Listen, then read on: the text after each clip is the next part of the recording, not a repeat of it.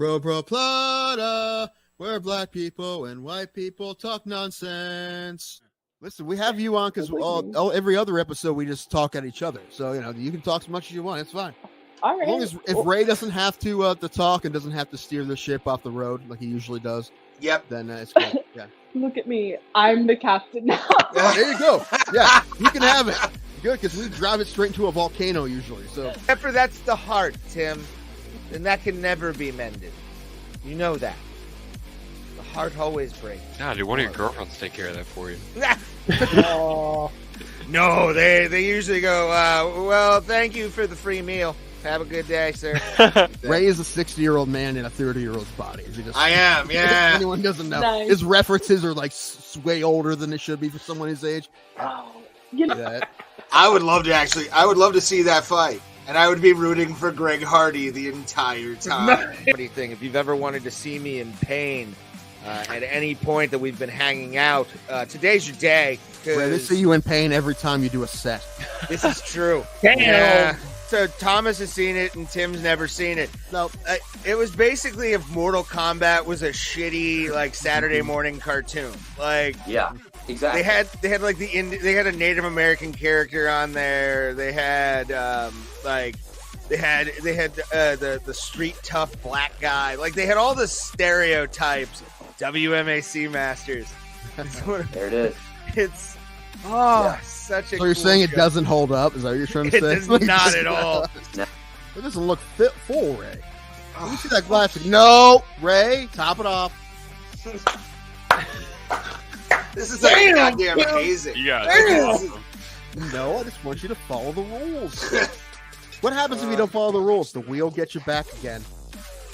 This is true. Why don't you two fight each other?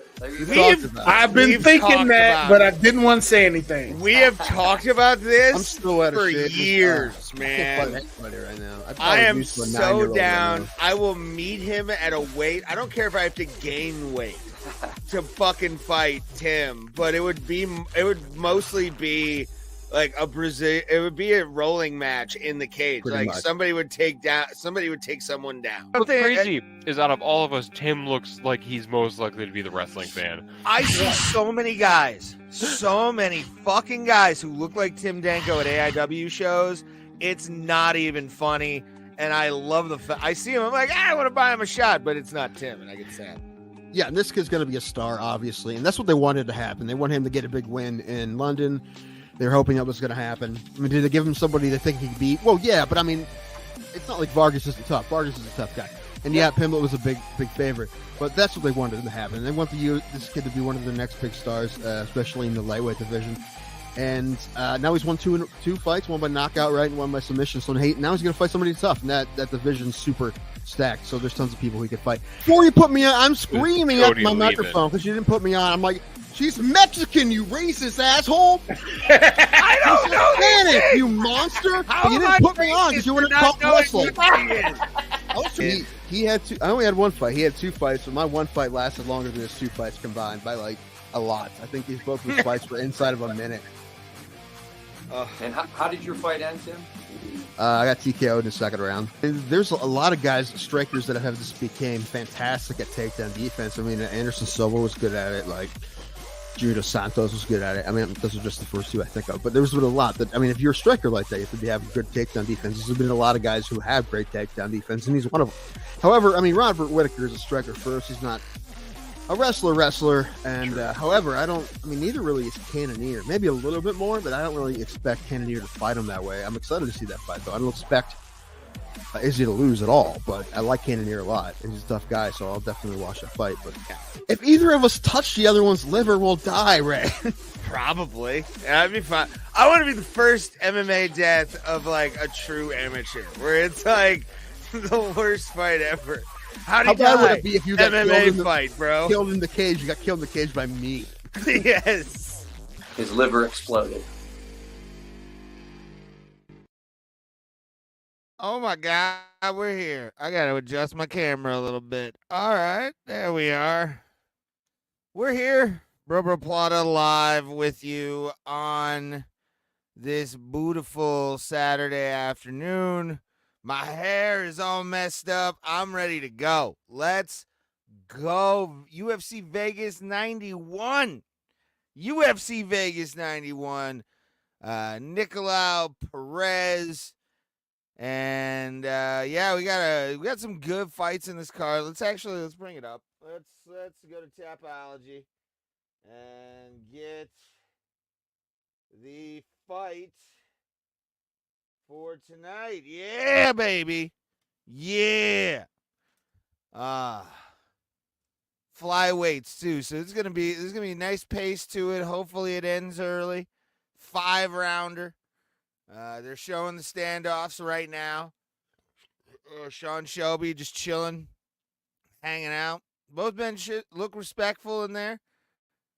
We got the British guy. Always his name escapes me. I never know. Dominic Cruz and DC. A man who I've had the honor of seeing at least once in my life.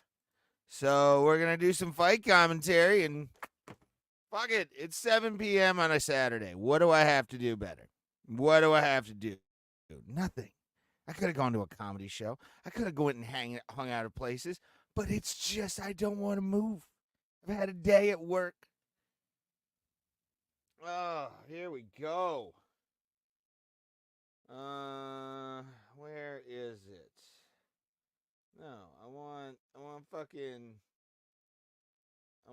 promotion. UFC, bitch. That's what I want. Getting it together. Why? Why is it not showing? God. Just want a little. I want something. I can't find the Tapology because my computer's being lame.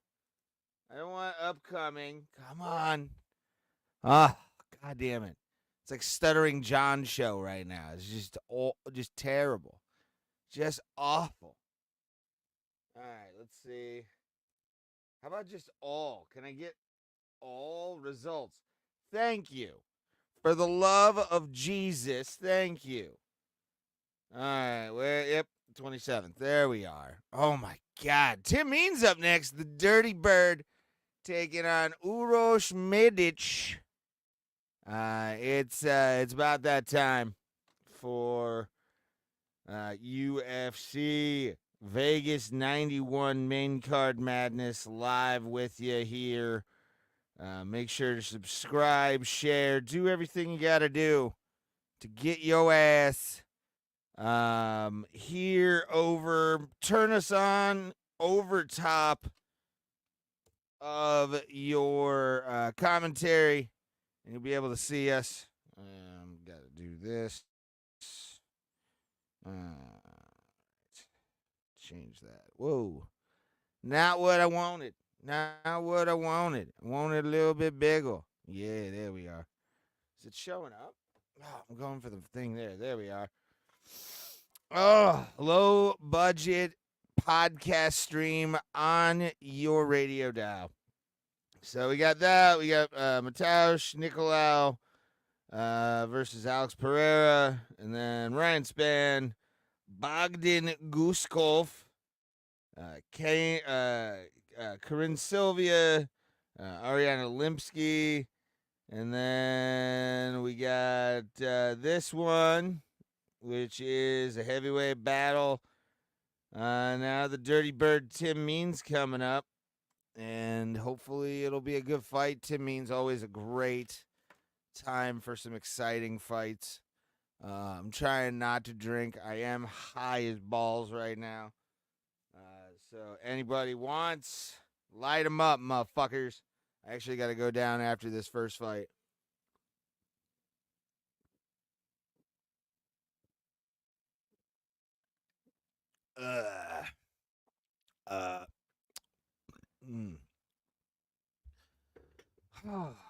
So we'll be doing this.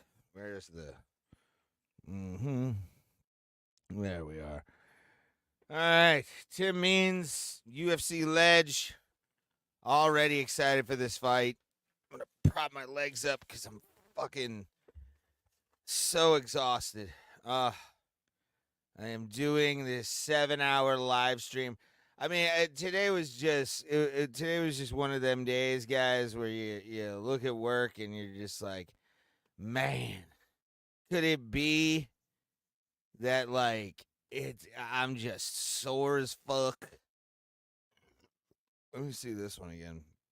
I'm not a fan of that one. Not a fan. I'm gonna just keep my finger over that one because that one's perfect. Ugh. Gives me a little bit more there.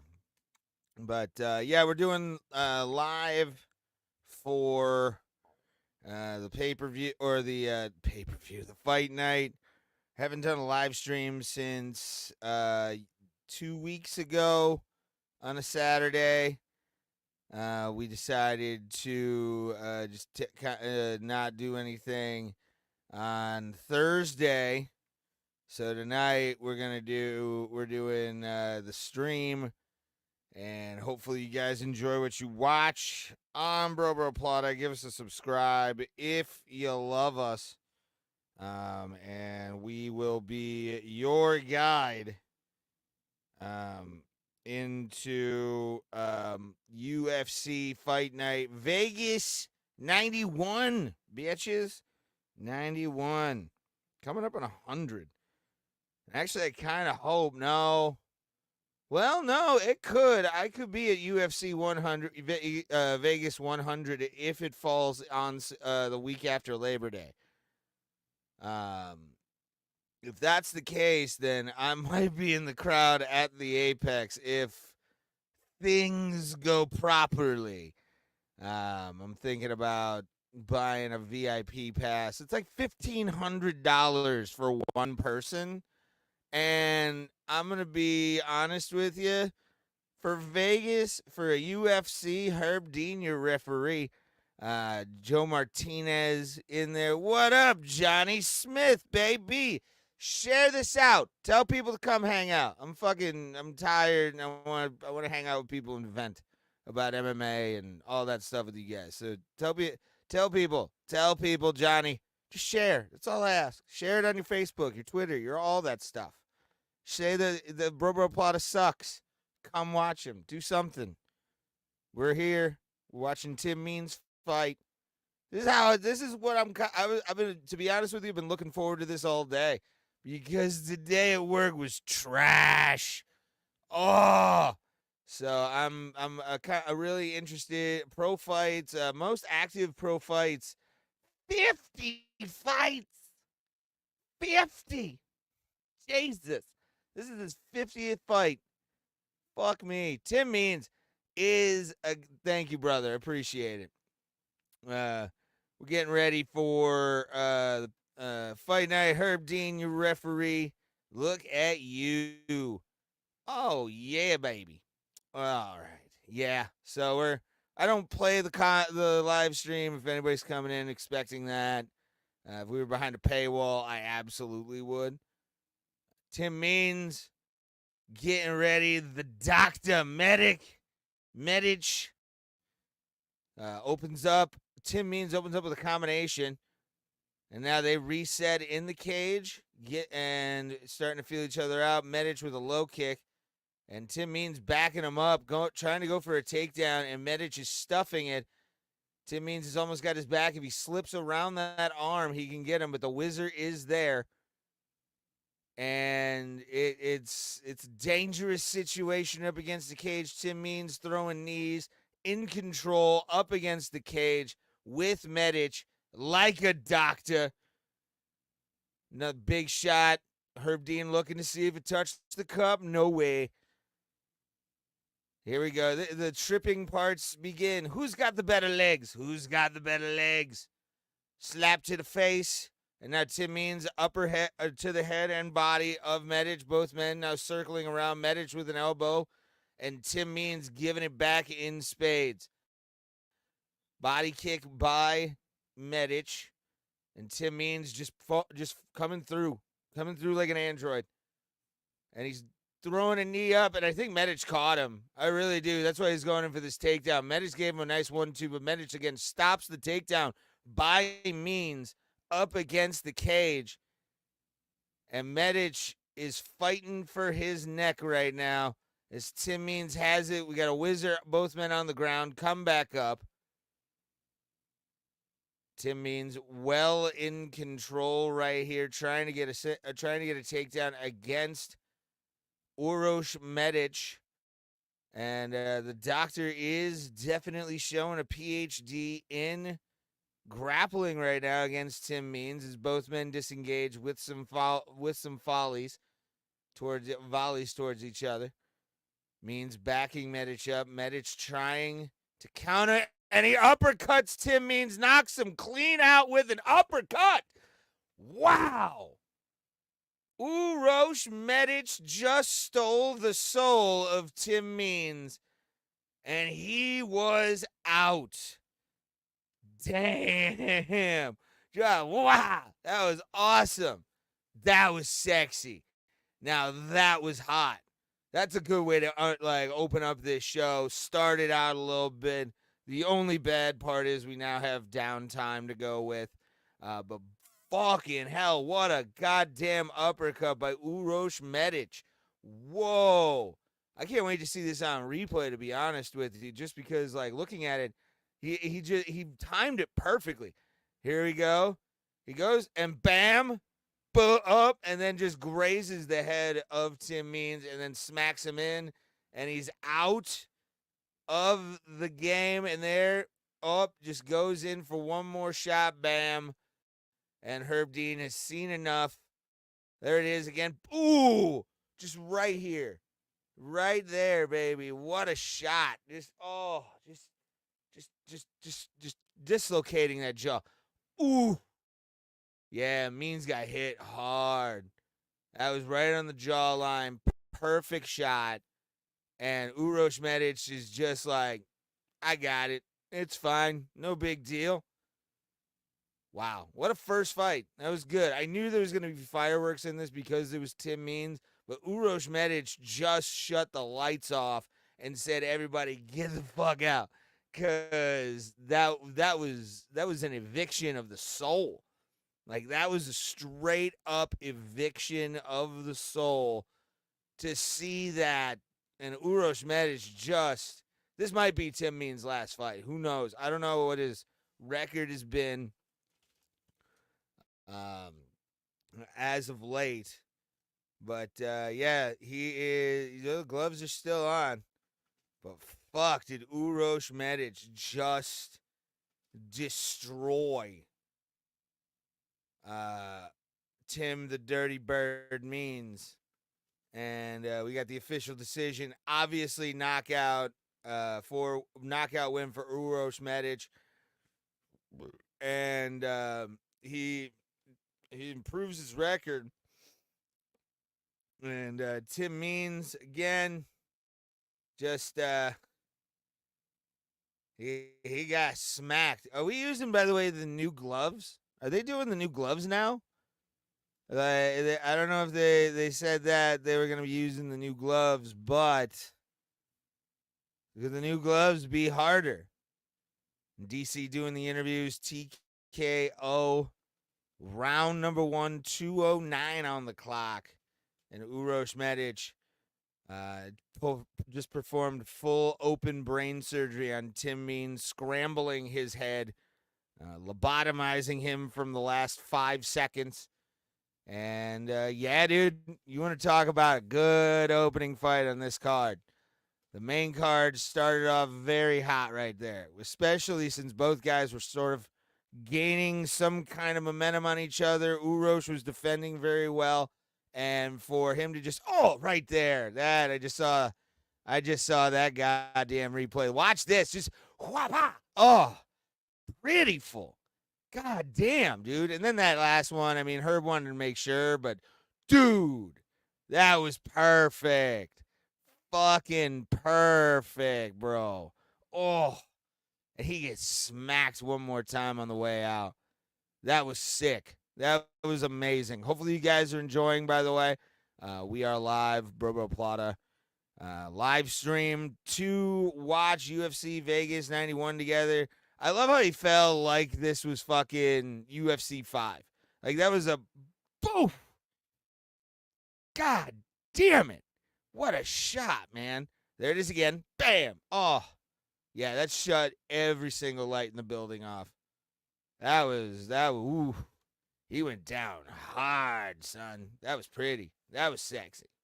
All right. I don't care who the fuck you are. That's amazing. So, good on Uroš Medic for getting that knockout win. Excited to see more out of him. And hopefully this, because what's his record right now? What is Uroš Medic's record? Let's take a look here. Yeah, he's coming off a loss. Got neck cranked by Oral by 1 against Semmelsberger and beat Omar Morales, all by knockout. And then the loss before that was Jalen Turner. So, I mean, coming off a loss, Tim Means was coming off actually a win in 2023. He beat Andre Fialho by TKO. And yeah, guys, I don't know what to say. That was sort of a cool way. I did not expect that to be the thing that I was expecting at all, to say the least. So hopefully you guys enjoy the live stream. We're gonna be doing this every single week, unless I say we're gonna just take a break, which we did Thursday. We apologize for that. But we're here again for your entertainment. Minutes, not dollars, minutes. All right. Getting ready for David Onama stepping into the ring next. Oh, man.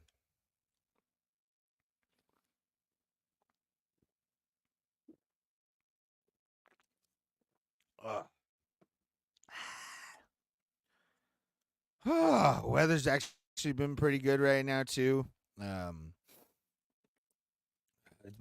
It's in the 80s right now here in Cleveland. So I was working all day.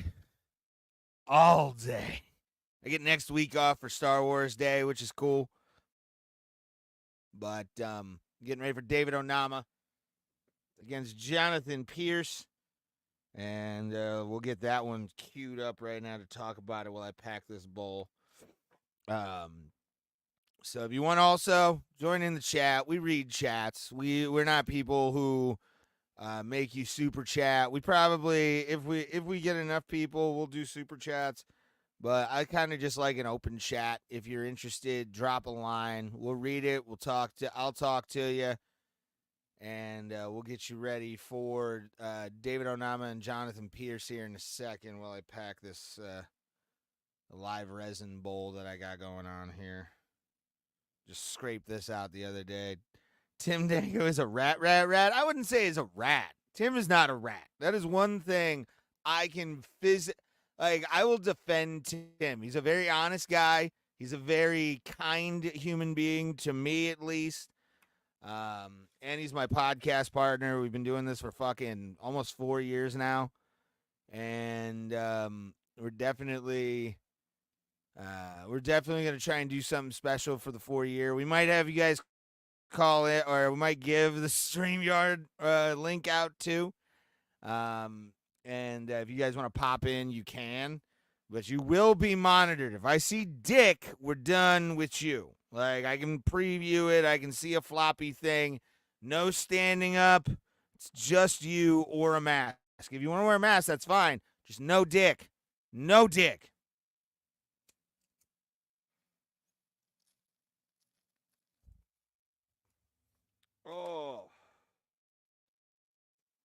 Oh, baby.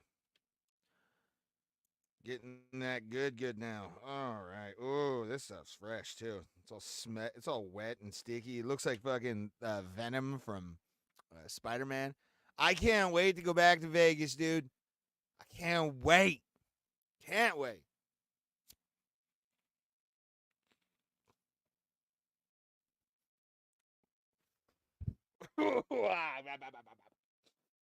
Woo! There's Nicolau looking like a dead-eyed sociopath. Look at that fucking kid. Look at that fucking kid, man. And then you got Alex Perez just looking like he's happy that the test came back negative.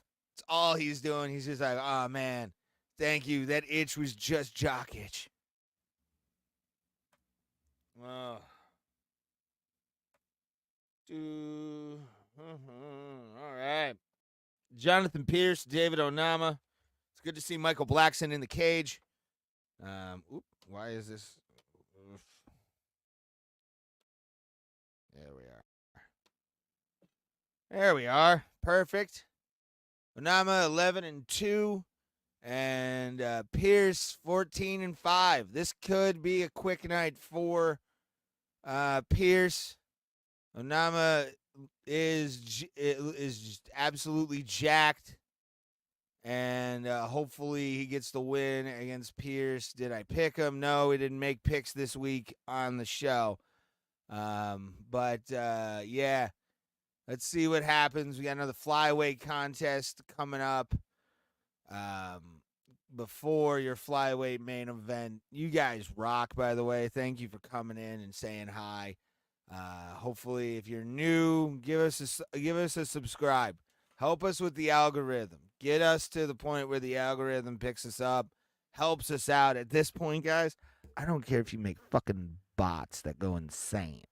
Let's do it.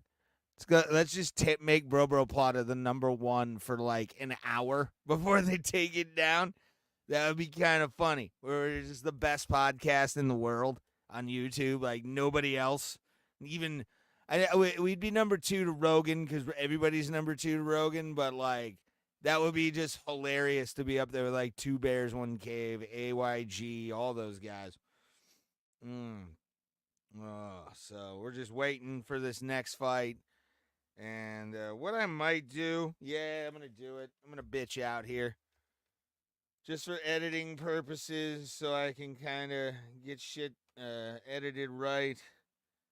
I'm going to take a little bit of a break. I'm going to play a video, and it is sort of an encapsulation. I might play another one after that if we're still on commercial. So enjoy. Bro Plata, where black people and white people talk nonsense. Listen, we have you on because every other episode we just talk at each other. So, you can talk as much as you want. It's fine. All right. As long as if Ray doesn't have to talk and doesn't have to steer the ship off the road like he usually does, then it's good. Yeah. Look at me. I'm the captain now. There you go. Yeah, you can have it. Good, because we drive it straight into a volcano usually. So, Except for that's the heart, Tim. And that can never be mended. You know that. The heart always breaks. Nah, dude, one of your girlfriends take care of that for you. No, they usually go, well, thank you for the free meal. Have a good day, sir. Ray is a 60-year-old man in a 30-year-old's body. I am, yeah. If anyone doesn't know. Nice. His references are like way older than they should be for someone his age. Oh, I would love to see that fight. And I would be rooting for Greg Hardy the entire time. What do you think? If you've ever wanted to see me in pain at any point that we've been hanging out, today's your day. Ray, they see you in pain every time you do a set. This is true. Damn. Yeah. So Thomas has seen it and Tim's never seen it. No, it was basically if Mortal Kombat was a shitty like Saturday morning cartoon. Like Yeah, exactly. they had like they had a Native American character on there. They had they had the street tough black guy. Like they had all the stereotypes. WMAC Masters. There it is. It's such a. So cool you're saying it show. doesn't hold up? Is that what you're trying to It say? does not at all. No. It doesn't look fit full, Ray. Let me see that glass. No, Ray, top it off. This is like goddamn amazing. You got No, I just want you to follow the rules. What happens if you don't follow the rules? The wheel gets you back again. This is true. Why don't you two fight each other? I've been We've thinking talked that, about but it. I didn't want to say anything. We have talked about I'm this still out of for shape. years, I can't man. fight anybody right now. I am used to a so 9-year-old right down. now. I will meet him at a weight. I don't care if I have to gain weight to fucking fight Tim, but it would mostly be like it would be a rolling match in the cage. Pretty like much. somebody would take someone down. What's crazy is out of all of us, Tim looks like he's most likely to be the wrestling fan. I see so many guys, so many fucking guys who look like Tim Danko at AIW shows. It's not even funny, and I love I see him, I'm like, I want to buy him a shot, but it's not Tim, and I get sad. Yeah, and this kid's going to be a star, obviously, and that's what they wanted to happen. They want him to get a big win in London. They're hoping that was going to happen. I mean, did they give him somebody they think he could beat? Well, yeah, but I mean, it's not like Vargas isn't tough. Vargas is a tough guy. And yeah, Pimblett was a big favorite. But that's what they wanted to happen. They want this kid to be one of their next big stars, especially in the lightweight division. And now he's won two fights, one by knockout, right, and one by submission. So now he's going to fight somebody tough. And that division's super stacked. So there's tons of people he could fight. Before you put me on, I'm screaming at my microphone because you didn't put me on. I'm like, she's Mexican, you racist asshole. I don't know Spanish, you monster. But you didn't put me on because you wanted to talk wrestling. He had I only had one fight. He had two fights, but my one fight lasted longer than his two fights combined by like a lot. I think these both of his fights were inside of a minute. And how did your fight end, Tim? Well, Jonathan Pierce looks like he's about to murder somebody. So there's that. What is with that circle in line? What is that? What is that shit? Come on, man. You know what you got to do? Oh, look, the family that's going to be whisked away in a hot minute, too. All righty. Here we go. Chris Tione, your referee. Jonathan Pierce, looking focused. David Onama getting himself ready, and we're off. I'm expecting a high pace for this fight. And we're at about 450. If you want to sync up with us, 1-2 combination by Pierce. Onama taking his time, standing on the monster can. He's getting his shit together, trying to figure out high kick from Pierce, misses. Another and a low kick checked by Onama. Yeah, this is going to be at featherweight 145. Some taps by Pierce. Just a jab, powerful jab by Onama. That hit that threw the hair back of Pierce. Pierce on the defensive now. Onama trying to walk him down into the cage so he can at least get some good shots off. Jab out by Onama. 4 minutes left in the first round. I'm not expecting this to be a night of knockouts, but I'm kind of hoping it is so we can end this a little early. That'd be kind of nice. Oh, Onama takes a shot from Pierce, but he keeps on coming forward. Front kick by Pierce misses. Another low kick, but stopped before they could get out. Pierce and Onama now in the middle of the ring. Pierce tried to get some offense in on Onama, and I'm making sure that my microphone still works. Making sure. Body kick by Pierce. Pierce gets it caught. Onama comes in with a combination. Does not land much of it. Strong right hand by Onama. Onama gets his kick checked by Pierce.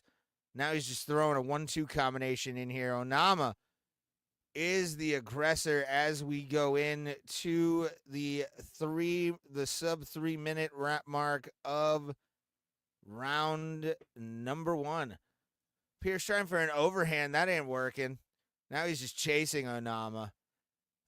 Both men start swinging, but Onama seems to be the crisper of the two, but Onama is now fighting off a single leg attempt by Pierce. Pierce almost gets it, almost gives up his neck, but Onama getting back up with authority, with a knee to the body and a hook to the face. Let's go. All right. I like it. Let's go. Onama being walked down by Pierce, but now we're getting a reset. Pierce is the aggressor again, but Onama waiting his time for those power shots that he wants to throw. Gets a leg kick by Pierce. Pierce just is given a lot more of a rounded game plan here. Onama's just kind of waiting for his chance to counter. And there it was right there. Got it pretty good. Onama. And, big right hand by Onama. Or left hand by Onama. That was pretty. My fault. We're dating Dean Thomas, a guy I've met. I like Dean Thomas. He was a nice guy. And Pierce gets the takedown. Onama trying to fight it. Onama trying to give up his back here while Pierce has his arm gift wrap, pulling himself in to back mount here. He's got a hook in. He's trying to get a figure four in there. He's got the figure four locked in. The body lock is there.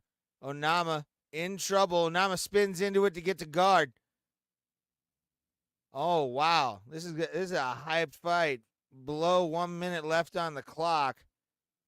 And David Onama ends up in the guard of Jonathan Pierce with 50 seconds left on the clock. And boy, has this been a fight. So far, this has actually been an entertaining fight. We got side control, now Onama's trying to get a submission there, but Pierce is fighting off, and both men break after a great grappling exchange by both men. Pierce trying to get yet another takedown, trying to get the back of Onama now. Onama spinning away to make sure that he can negate anything, but pulls right into the back and then into the guard of Jonathan Pierce with 10 seconds left on the clock. 10 seconds on top for Onama could win him this round. It's been a very close round, and David Onama has been on top. He has been taken down, but has done things with it, so we don't know what the judges are going to say about it. But I would say that was probably just because he did get the takedowns. Jonathan Pierce won that first round. So we're going into the second round of this featherweight contest. And, it opened up with fire so far. We got, I think, 4 more fights left after this. 4 more. I'm going to check Tapology. All right, I got to go BX. Look at my hair. It's all floppy.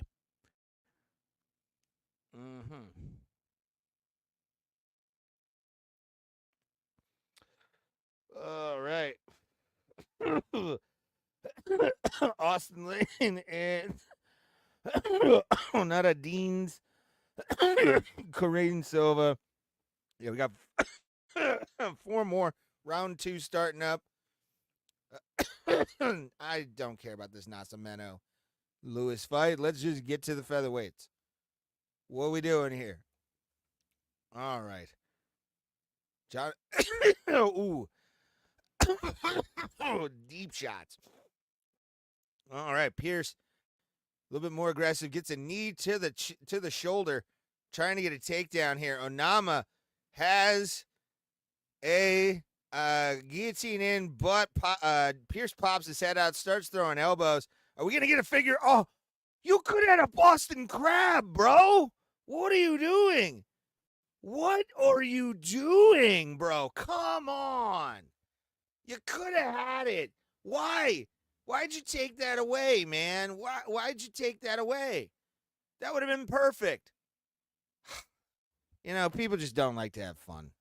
You know, it's amazing. We're getting a neck crank from Pierce. Will Onama get out of this, or will he tap out from a neck crank? And he gets out of it into the open guard of Jonathan Pierce, and now Onama goes to work. Pierce trying, but he gets teabagged. Now he's just getting a butthole shot. Onama sitting there like a cat, trying to get a triangle out of there, and gives up his back to Onama. Both men are trying to get up, and Onama's back down. He got a leg, and Pierce is just trying his hardest to get that RNC choke. Elbows to the ear of David Onama just getting dominated. Both hooks in on the ground. Pierce holding the leg so he's not able to get a base. He's got he's got one hook in. He's trying to get two. Can he get two against Onama? What is he going to do? He's trying to elbow the fuck out of David Onama. I mean, it looks like he's trying to go for a armbar maybe, and he's stopping Onama. Onama's trying to sneak out, and it is not working. He is getting wrestle fucked by Jonathan Pierce. Jonathan Pierce now still has the waist of David Onama, not really doing much but bringing him back down, waiting on him. This may be the end. He's slipping that leg across the body. He's got the body triangle. He's got the rear naked choke. Now all he has to do is get under the chin of David Onama, and we are going to have a very good or is he trying? What's he trying to do? And Onama again rolls out, now he's trying, but Onama gets bucked off. These guys are putting on a pace, dude. These guys are putting on a hell. I'm out of breath just watching these two fucks. Like, holy shit, dude. I would be absolutely on that mat tapping out from exhaustion if this was the pace. There's no fucking way. No way. Oh, gets bucked off again. Onama takes the back. This has been sort of like a game of tag the entire time. And Onama gets taken down yet again with half guard, and Jonathan Pierce is trying to get David Onama out of here. Under 1:30 left on the clock in what has essentially been just a high-level grappling match.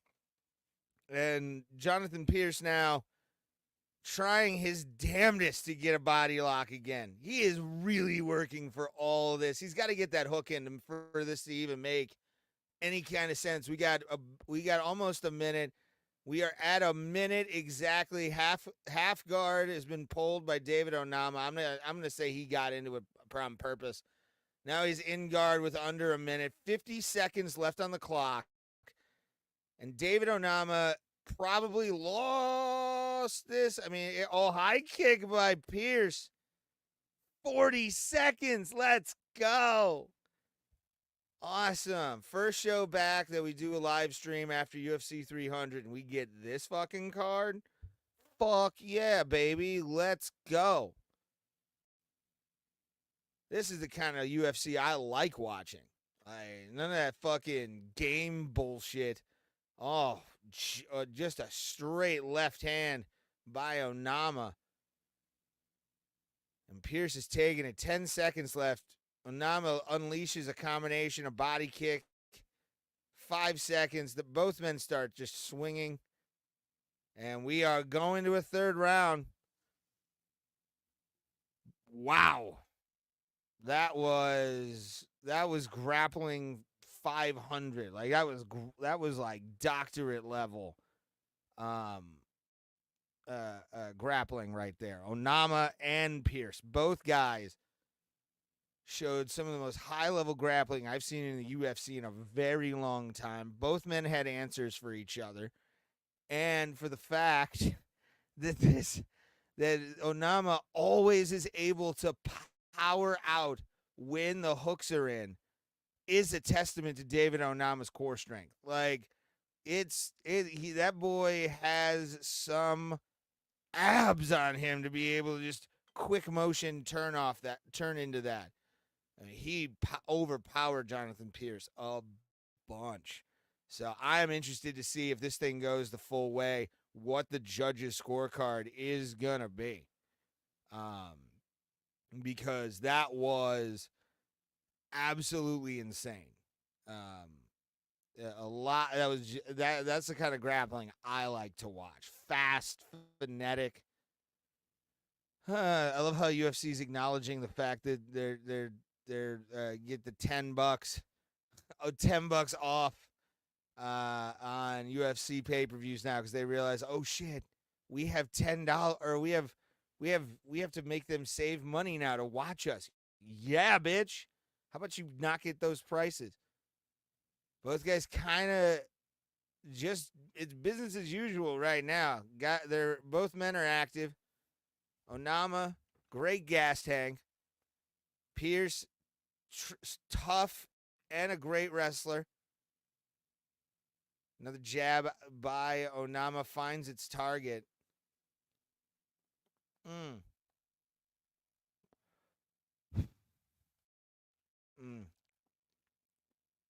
going to take that out.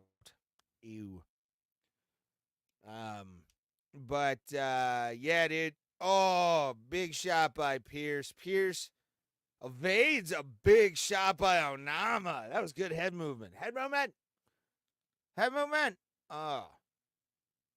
Now both men are exchanging again. Onama trying to go for an uppercut, making it a 2 uppercut night finish. That would have been hilarious. Absolutely funny. Oh, Onama, big hook. Answered, though, by Pierce. So, I mean, Pierce is able to take Onama's best shots, and he just did en route to this takedown he's attempting. Throwing some Connor shoulders in there. And we are about 3:10 left in the first round. And Onama is starting to find his range and his ability to throw power. He's just swinging for it all. And he is just teeing off on the face of Jonathan Pierce. He's always able to get a good counter in here against Pierce. Pierce again going for the takedown. I don't think he's got it. I really don't think he's got this. He's dropped down to one knee. He doesn't have dick right now. Like, he's got to really lift. He's got the back, though, of David Onama. And he should have just jumped backpack. At least he would have been rolled right off. But gets tripped up by Onama and then tries to sweep, does not get it, and they're back up. I mean, this fight has probably been one of the better fights of the night from what I've seen. Oh, and Onama gets a shot to the body, does not like it at all. He froze right there. But he's still throwing, fighting through the pain, warrior spirit, all that fucking jazz. Love it. Share us out. Tell people we're here doing a live stream. We're pretty people. Jonathan Pierce, another big takedown, gets the back of David Onama. Onama, though, has been able to really power out of anything that Jonathan Pierce was doing. And really has great defense. He's trying for it again. There it is. He picked the foot, got it. He was able to pull him off enough to roll into it. Both men now active, 1:20 left on the clock in this featherweight match. And I'm going to say, David Onama. David Onama probably wins this. He's reversed a lot of Jonathan Pierce's offense he's been putting on him. And, dude, this fight's been wild. Like, this fight, straight armbar attempt by Pierce. Oh, my God. How much better can this fight get? Oh, we'll tell you, Ray, with just, like, the best grappling you can possibly watch. So good. I haven't seen grappling this good in the UFC in a very, very, very long time, where both men are so evenly matched that they're able to just go at each other using their other weapons. Like, this is so fun. Both guys are just going at it. 23 seconds left on the clock. David Onama, to me, probably wins this fight. He's been reversing a lot, ending up on top in the rounds, and also kind of winning the striking too. Both men now just doing a Gaethje and Holloway, a headbutt, and they're swinging. Who's going to do it? And the refs or the judges have to decide. Fuck. Now this is going to be marred. It really is, dude. I'm saying it's Onama. I'm going to say it's Onama. David Onama did enough to win this. He did a lot of reversals. Yes, he got taken down, but he was able to get himself in an advantageous position to win this fight. He was also a very good counterpuncher, even though it took him a little while for him to find the range. That was more like the second round when he started to really find that range. And so we're getting ready for the judges to fuck this one up. They'll probably give it to Jonathan Pierce. There'll be some. Adelaide Bird will be one of the fucking judges. You know, we gotta make sure that this shit doesn't happen. But they Max Holloway'd it out, which was good. I like the fact that they just brawled. Like, they know they had a great fight. Why not end it on their backs if they can? Like, that was good. Very fun. Now we're just waiting for the judge's decision. I'm gonna say it probably takes a little while. We're gonna have a little bit of a delay, unless they just bring Joe Martinez right back up. But I see this being a little bit, the judges having a little bit of a problem with this. And we shall see what the reaction will be, man, because that was a great fight. Like, straight up amazing thing to watch was that fight. Like, mind-blowing. For a UFC fight night, they put everything into there. And they were evenly matched, so we'll find out. I'm going to mute my microphone, and we will get the official decision.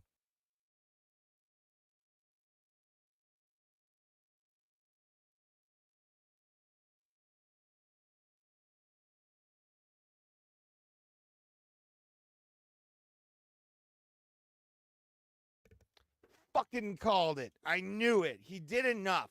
He did enough. He was more crisp in the striking. He was able to do things when Pierce was on his back, and I feel like that was a good decision for David Onama. Congratulations to him, and that was pretty hot. Let's do this. Hold on. If my oh no. There we are. Oh, come on. Where's the? I bet who enjoyed that? Everyone.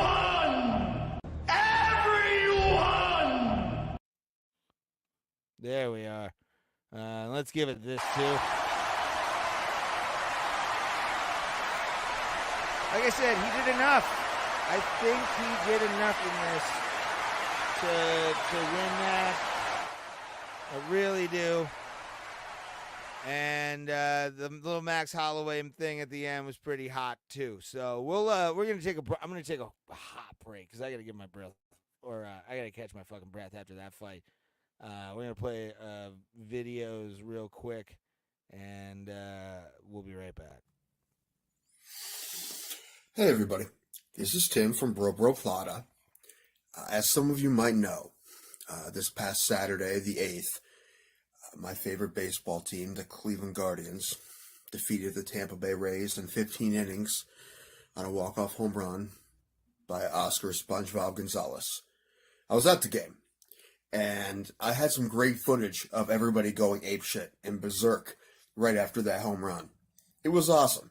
Unfortunately, my friend Alan, who has been on the show, texted me as soon as that happened. And it's not his fault. It's my phone's fault, but for whatever reason, when he texts me, without me opening the text or anything, like, my camera shut off, and I lost the entire video. And it's a bummer, because it was a great video, and I was going to cherish that for the rest of my life, that video. But I don't have it. I was going to show it to you guys. I specifically filmed it with the intention of using it on the podcast for this, the cold open. But instead, I'll give you Sleepy Kitty. Sleepy Kitty, oh, buddy, buddy, buddy, beeps, buddy, beeps, buddy, beeps. Bro Plata, where black people and white people talk nonsense. Listen, we have you on because every other episode we just talk at each other. So, you can talk as much as you want. It's fine.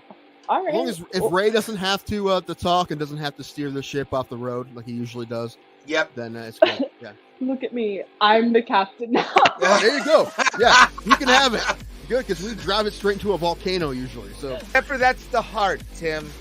And that can never be mended. You know that. The heart always breaks. Nah, dude, one of your girlfriends take care of that for you.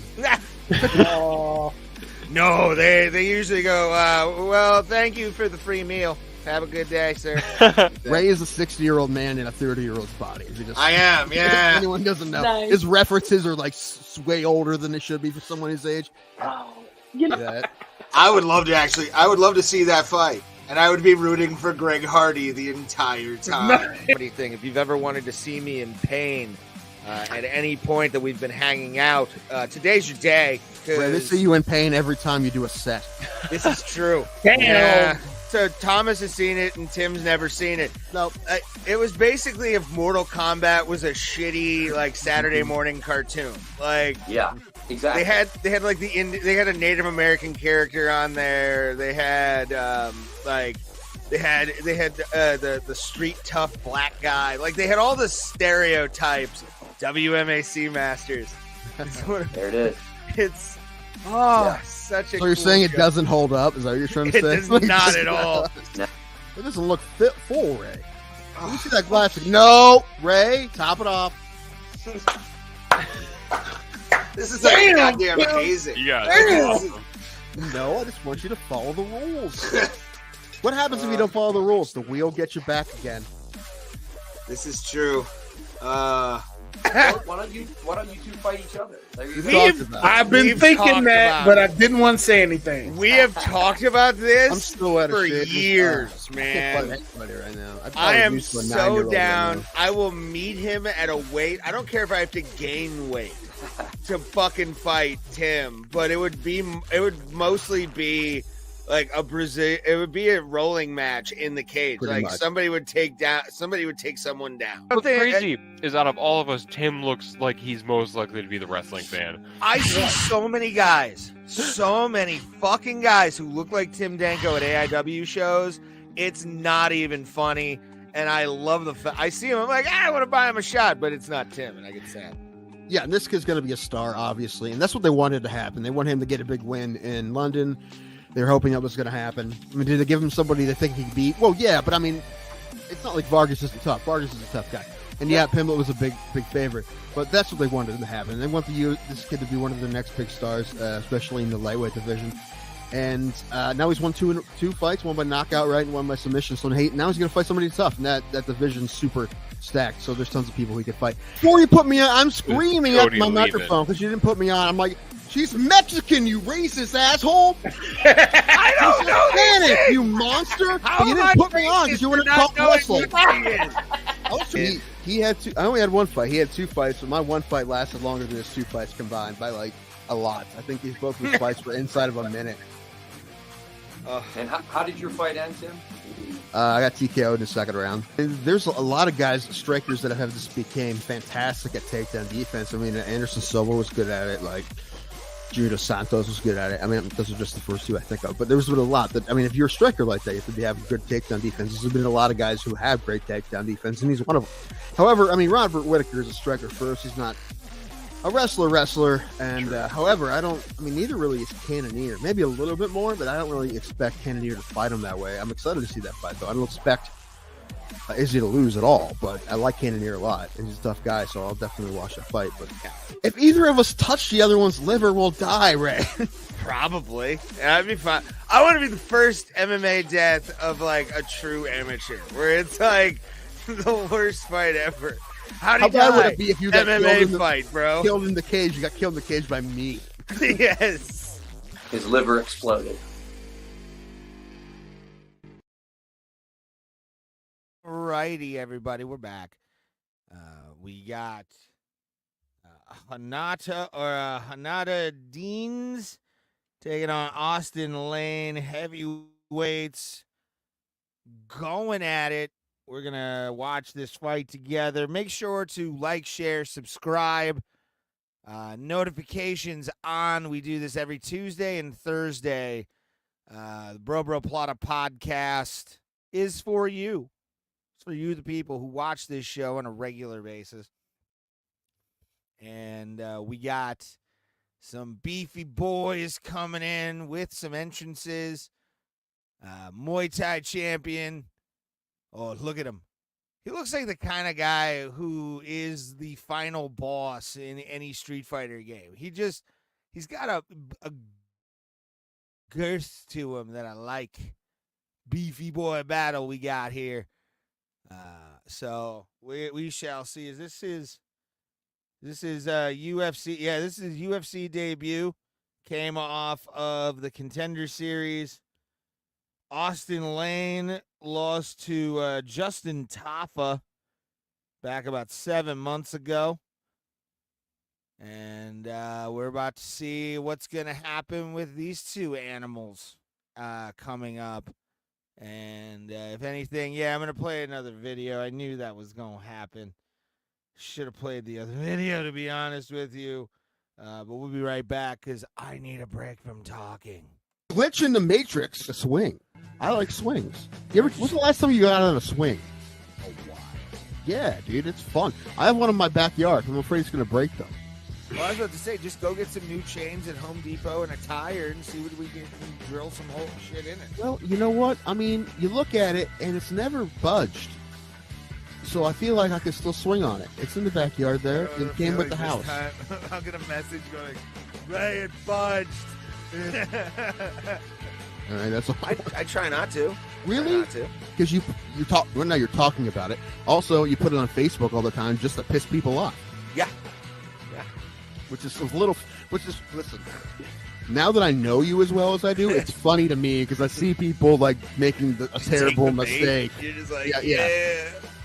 Like people just making the terrible mistake of getting into an argument with you. Like I know. I say all the time. It's like trying to argue that you try to argue the sky isn't blue, and someone's like, it's right there. It's fucking blue. They're pulling their hair out. It's like, turquoise. Nope. It's like, turquoise. Yeah. Okay. Outside of the knockdown in the third, I had Francis Ngannou winning on points by multiple rounds, 2, 3, maybe even 4 rounds. How on earth do you score this fight for Tyson Fury? You knew there was no way, dude. You knew there was. Sorry, before I get to it, sorry, I was just gonna say you knew there was no way the judges were gonna give Yeah. It was never gonna happen, no matter what Francis did. He was not gonna get 2 out of 3 judges on this card. It's too bad for boxing if he loses. I've never ever seen a fight where I saw it. I'm like, that didn't happen though. That didn't happen. Like I honestly saw. Still to this day, I don't believe that happened. No, not at all. I do not. I don't get it. I don't understand what the hell. Like, okay, it's gone full WWE, man. There's not like, no, dude. That wasn't real. That didn't actually happen. No. Bro Plata, where black people and white people talk nonsense. All right, we're back. We still got commercials. I wasn't going to play the long intro, but we got a heavyweight fight coming up. So we got about 3 more fights left. This may end early. If Hanada Deans is a goddamn savage and puts Austin Lane away. The kickboxer taking on just a sexy man with dreads. And all I see is a Bose tire or some what I don't even understand, but pumped up Bose premium audio available. Good for you. I don't care. Let's just go.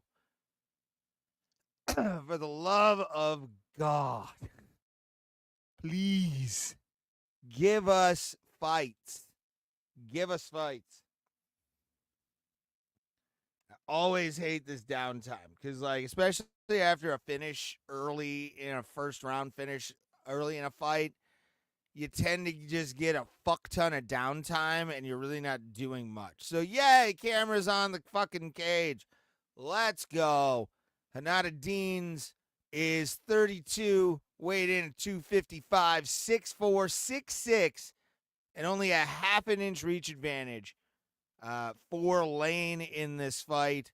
And Deans is 6-0. This may be the era right now of the kickboxer, and I'd be okay with that. I think kickboxing is an underutilized part of MMA, and there's a lot of strong fuckers in kickboxing who could legitimately be world champions in MMA just based off of the amount of power they have, the ability to shut the lights off with one kick or one punch.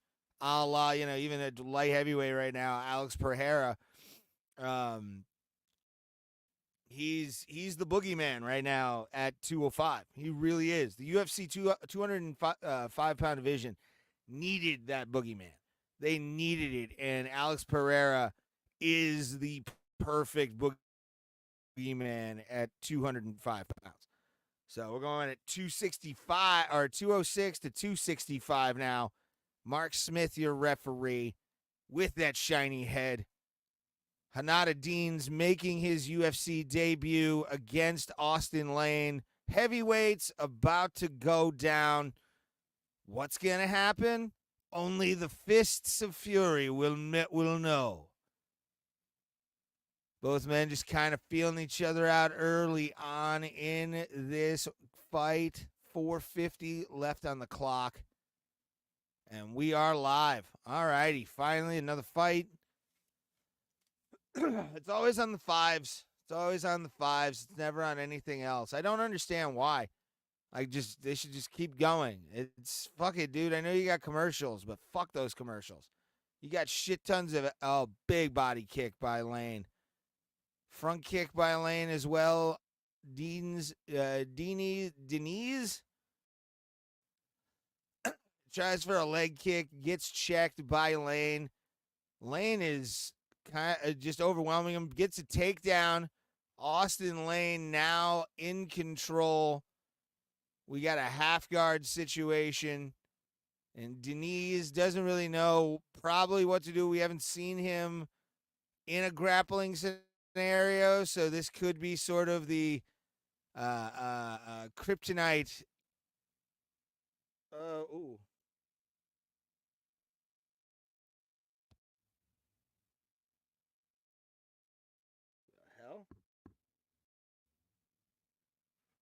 I just had something burst on my arm. Okay. And Lane is on top of Deans and Denise. I don't know what just happened there. For some reason, I felt my arm start to bleed, probably from work today. It was something that happened. All right. Lane is just dominating on the ground, holding Denise down here with 3 minutes on the clock. And Austin Lane staying strong, postured, now back into close guard. Some body shots on behalf of Austin Lane. Austin Lane now just axing the neck of Hanada Denise. And Denise trying to shrimp out. It's not happening, and Austin's holding him down and trying to get the back of Denise. He's in half guard. He's trying to get him out. He's trying to get a submission against the kickboxer. Denise is defending fairly well. I didn't expect this out of Denise, but Austin Lane, you can definitely tell, is more of the grappler out of this scenario than Austin Lane. Lane holding him down, trying to really wrench the neck of Denise with his forearm.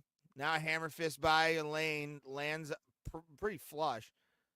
Still in half guard. Denise, I mean, I don't think it would be a lot for Lane to be able to pull that leg and get mount. I really don't, especially right here. He's against the cage.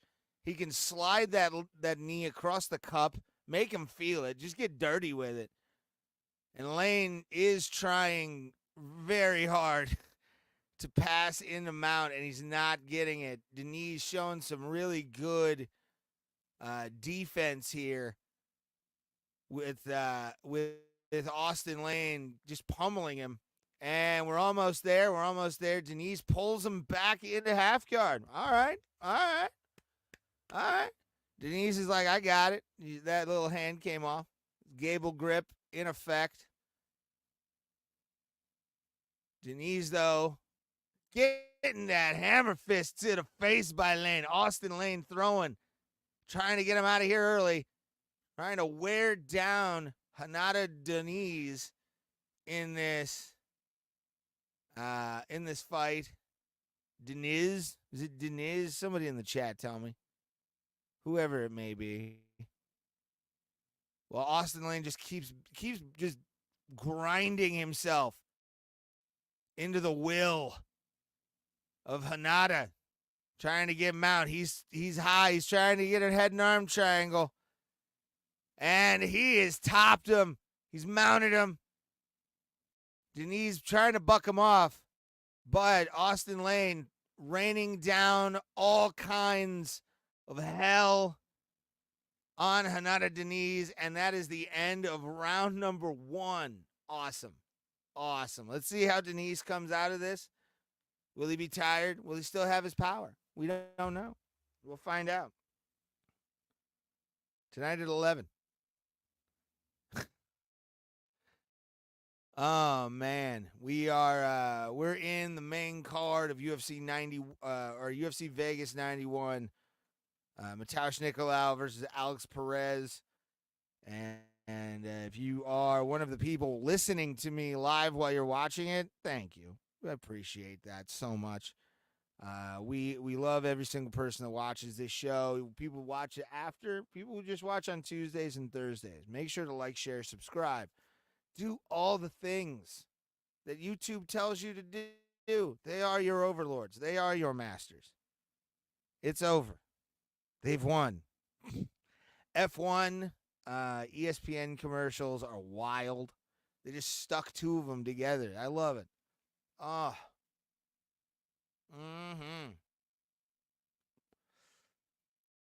Boy, I love how corporate money wins all day with that Bud Light thing, man. Like, both sides didn't get what they want at all from that.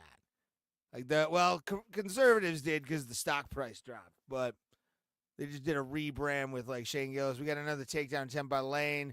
Lane takes a knee, and Denise looks tired, but he is still swinging hard. Oh, God. Austin Lane crashes into Denise, but Denise throws a big fist. Another knee to the face. And Denise is getting himself in there. He's defending well. He's got a tank, it looks like. He's fighting mad. Takes a jab from Lane, and now just crashes into Austin Lane. Austin Lane puts him up against the cage. And these boys are sweaty. Oh, he just starts throwing hands at Austin Lane. Wow. This is fire, everybody. Austin Lane trying to get a takedown. Big sprawl by Denise. Good defense by the Brazilian kickboxer. And he's just waiting for Lane to get up. Lane is tired. She's going to let him chop his legs out, I guess. That's all fine and dandy. Good times. So we're waiting on him to get up. I hate this strategy. Come on, Smith. Stand him up. Stand him up. Up. There we are. Safety. We're back to the feet. And Denise and Austin Lane are throwing hands. And Lane just trying really hard to keep himself from having... Oh, and he gets uppercutted. The uppercut's been hot tonight. Uppercut's been hot. I like it. Is Lane on his last legs right now? Like, what's going on here? Oh, Austin Lane takes a big shot. This could be the end of the fight, and he falls down, and he's out. Oh, my God. Holy shit.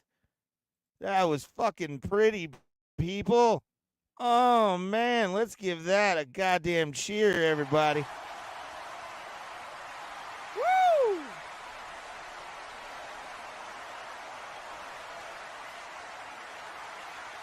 Damn, son. Damn. Waiting on this to get better. It's not. Son of a bitch. Austin Lane's out, though. He's just completely fucking out. Uppercut, and then a right hook. stumbled Austin Lane. And then here we go, knockout shots right there.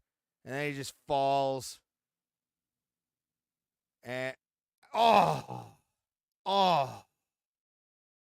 Yeah, that started it, and then that finished it right there. Just shuts that button off completely. Oh my God, yeah, he was out.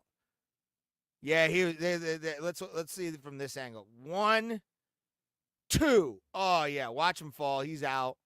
He's got a little bit of the groggy eye, and boy remains 7-0 after a big knockout like that, dude. That was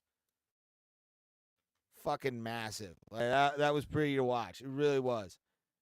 That was the kind of heavyweight fights I like seeing. I like high action heavyweights. The grappling was pretty good first round. But yeah, Hanato Denise,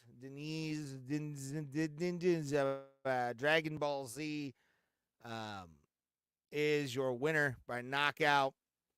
And after the official decision, play some more of the same videos for you guys with myself and Tim. We got 3 more fights to go on this card, and hopefully they don't completely do the thing. It's probably about 14 minutes from now we're gonna have the next fight. I hope actually a little bit sooner. Like, I don't want to be waiting around for a very long time here, because it's just a lot of time to fill. It's a lot of time. 15 minutes is fucking horrifying. I can barely do 10, guys. I can barely do 10 minutes of stand-up comedy without having to feel like, oh my God, I'm taking too much time. But big win for Hanada Diniz. Get his hand raised. Austin Lane looks sad after getting knocked out by Diniz. That was a good solid knockout. We'll watch the replay real quick as the translator talks to Diniz, and we'll have that minute to really talk and figure out what's going on. I got to figure out a way to be able to have this go at the same time. But yeah, he was getting fucking wrestle-fucked that first round. And then he ended up getting mounted at the end of the first. But to come back and get that knockout, damn, son. Damn. It was a good fight. It was a good fight. And hats off to Austin Lane, too. He did his job. He came in, gave him a little bit of problems, still walks out 7-0. But yeah, we'll watch the replay here. I'll react to it, and then I'm gonna play a video so we can kind of take a little bit more time to recoup my voice. My voice sucks right now. But here it comes, combination 1, and then there it is, and he just falls. Falls on his flat in his face, and Austin Lane is out 1 and 2. Oh, damn. 1, oh, yeah. Just crumbled like it was like UFC 5, man. Body physics and all, just full on pain, blues, and agony, baby. That was awesome. Good fight. Can't wait. We got a women's fight coming up next. And then co-main, and then your flyweight main event, Matheus Nicolau versus Alex Perez, live for you on Bro Plata. So I'm gonna take that break I was talking about, and we'll be right back. Yo, Tank Abbott here, and you're checking out the Bro Plata podcast with Tim Danko and Ray Heiklack. Check it out. Get down. It kicks ass.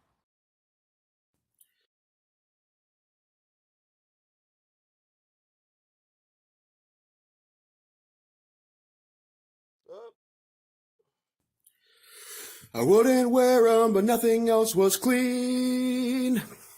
Some people think they're cool, others think that they're obscene. Wear them under my pants so I don't get in a fight. Don't tell anyone I'm wearing my racist socks tonight. Whoa, whoa, whoa, my racist socks tonight. Whoa, whoa, whoa, my racist socks tonight. Give it up for Ray Highclack, everybody.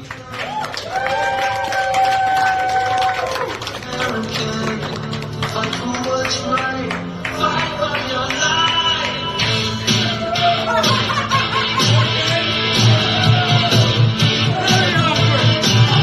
When it comes crashing down and it hurts inside, you gotta take a stand. You don't have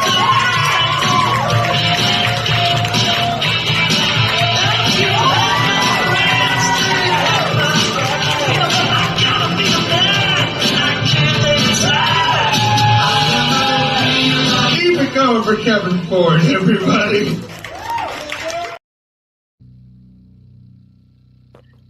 So that's a fun thing to talk about. Yeah, guys. Yeah. That's how we start a show.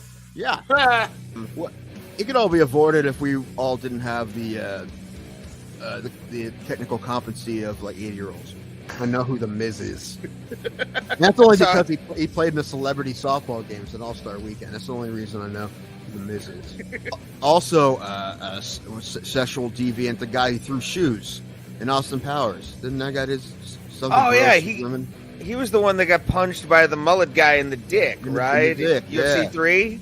Yeah, in the dick. Okay. Let's get this over with, because I gave up on sports since Sunday. I haven't been watching any sports. I don't like sports anymore. Sports are dumb. Wait. Oh, yeah. Yeah, baby. Ah! What do you want? The world, sir. Damn Flurkins. Those fucking cats. I'm on Team Skrull when it comes to Flurkins. They're creepy, and I don't like them. I can't wait to see a scene in Secret Invasion when an army of Flurkins comes at a bunch of Skrulls. Like, I think that should be a thing. If they don't do that, they're missing out on comedy gold. It's a great callback. You are a terrible fucking sports fan. I'm not. Yes, you are. You don't give a shit about a team until they beat your friend's team, and you want your friends to feel like shit. No! Because you're a terrible fucking sports fan. That's exactly what you're doing. You want to troll people and make them feel fucking shitty because the team you don't actually care for beat a team that we actually care about. So fuck you, Ray. Fuck you before you even fucking say everything. Well. Bro Plata, where black people and white people talk nonsense. So I've never seen this before. Dude, they trying to... Dude, they ball tag Sandy, man. That's true. Poor guy. Look at this. Look at that. Poor fella. Nah! Poor Sandy, man. It's not fair. Glitch in the Matrix, a swing. I like swings. When's the last time you got on a swing? A while. Yeah, dude, it's fun. I have one in my backyard. I'm afraid it's going to break them. Well, I was about to say, just go get some new chains at Home Depot and a tire and see what we can drill some whole shit in it. Well, you know what? I mean, you look at it, and it's never budged.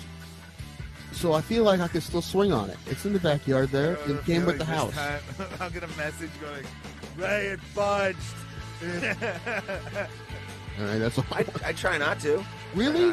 Because you talk. Well, now you're talking about it. Also, you put it on Facebook all the time just to piss people off. Yeah. Which is listen. Now that I know you as well as I do, it's funny to me because I see people like making a terrible mistake. You're just like, yeah. Like people just making the terrible mistake of getting into an argument with you. Like I know. I say all the time. It's like trying to argue that you try to argue the sky isn't blue. And someone's like, it's right there, it's fucking blue. And they're pulling their hair out. It's turquoise. It's turquoise. Yeah. Okay. Outside of the knockdown in the third, I had Francis Ngannou winning on points by multiple rounds. 2, 3, maybe even 4 rounds. How on earth do you score this fight for Tyson Fury? You knew there was no way. Dude, you knew there was... Sorry, before I get to her, sorry. I was just going to say, you knew there was no way the judges were going to give like. Yeah. It was never going to happen no matter what Francis did. He was not going to get 2 out of 3 judges on this card. It's too bad for boxing if he loses. I've never ever seen a fight where I saw it and I'm like, that didn't happen though. That didn't happen. Like I honestly saw still to this day I don't believe that happened. No, not at all. I do not. I don't get it. I don't understand what the hell. Like, okay, It's gone full WWE, man. There's not like, no, dude. That wasn't real. That didn't actually happen. No. Bro Plata, where black people and white people talk nonsense. Bro Plata, where black people and white people talk nonsense. Listen, we have you on because every other episode we just talk at each other. So you can talk as much as you want. It's fine. All right. As long as if Ray doesn't have to talk and doesn't have to steer the ship off the road like he usually does, then it's good. Yeah. Look at me. I'm the captain now. There you go. Yeah, you can have it. Good, because we drive it straight into a volcano usually. So except for that's the heart, Tim, and that can never be mended. You know that. The heart always breaks. Nah, dude, one of your girlfriends take care of that for you. No, they usually go, well, thank you for the free meal. Have a good day, sir. Ray is a 60-year-old man in a 30-year-old's body. I am, yeah. If anyone doesn't know. Nice. His references are like way older than they should be for someone his age. Oh, you know. I would love to see that fight. And I would be rooting for Greg Hardy the entire time. Anything. If you've ever wanted to see me in pain at any point that we've been hanging out, today's your day. Ray, they see you in pain every time you do a set. This is true. Damn. Yeah. So Thomas has seen it and Tim's never seen it. No, it was basically if Mortal Kombat was a shitty like Saturday morning cartoon. Like, yeah, exactly. They had like they had a Native American character on there. They had the street tough black guy. Like they had all the stereotypes. WMAC masters. There it is. It's such a. So you're cool saying it show. doesn't hold up? Is that what you're trying to It say? does not at all. No. It doesn't look full, Ray. Let me see that glass. No, Ray, top it off. This is like goddamn amazing. Yeah. No, I just want you to follow the rules. What happens if you don't follow the rules? The wheel gets you back again. This is true. Why don't you two fight each other? I've been thinking that, but I didn't want to say anything. We have talked about this I'm still out of for shape. years, I man. can't fight anybody right now. I am so down. I will meet him at a weight. I don't care if I have to gain weight to fucking fight Tim, but it would mostly be like it would be a rolling match in the cage. Pretty like much. somebody would take someone down. What's crazy is out of all of us, Tim looks like he's most likely to be the wrestling fan. I see so many fucking guys who look like Tim Danko at AIW shows. It's not even funny, and I love I see him. I'm like, I want to buy him a shot, but it's not Tim, and I get sad. Yeah, and this kid's going to be a star, obviously, and that's what they wanted to happen. They want him to get a big win in London. They're hoping that was going to happen. I mean, did they give him somebody they think he could beat? Well, yeah, but I mean, it's not like Vargas isn't tough. Vargas is a tough guy. And yeah, Pimblett was a big favorite. But that's what they wanted to happen. They want this kid to be one of their next big stars, especially in the lightweight division. And now he's won two fights, one by knockout, right, and one by submission. So now he's going to fight somebody tough. And that division's super stacked. So there's tons of people he could fight. Before you put me on, I'm screaming at my microphone because you didn't put me on. I'm like, she's Mexican, you racist asshole. I don't know Spanish, you monster. But you didn't put me on because you wanted to talk wrestling. He had two. I only had one fight. He had 2 fights, but my one fight lasted longer than his 2 fights combined by like a lot. I think both of his fights were inside of a minute. And how did your fight end, Tim? I got TKO'd in the second round. There's a lot of guys, strikers that have just became fantastic at takedown defense. I mean, Anderson Silva was good at it. Like Junior Santos was good at it. I mean, those are just the first 2 I think of. But there's been a lot that, I mean, if you're a striker like that, you have to have good takedown defense. There's been a lot of guys who have great takedown.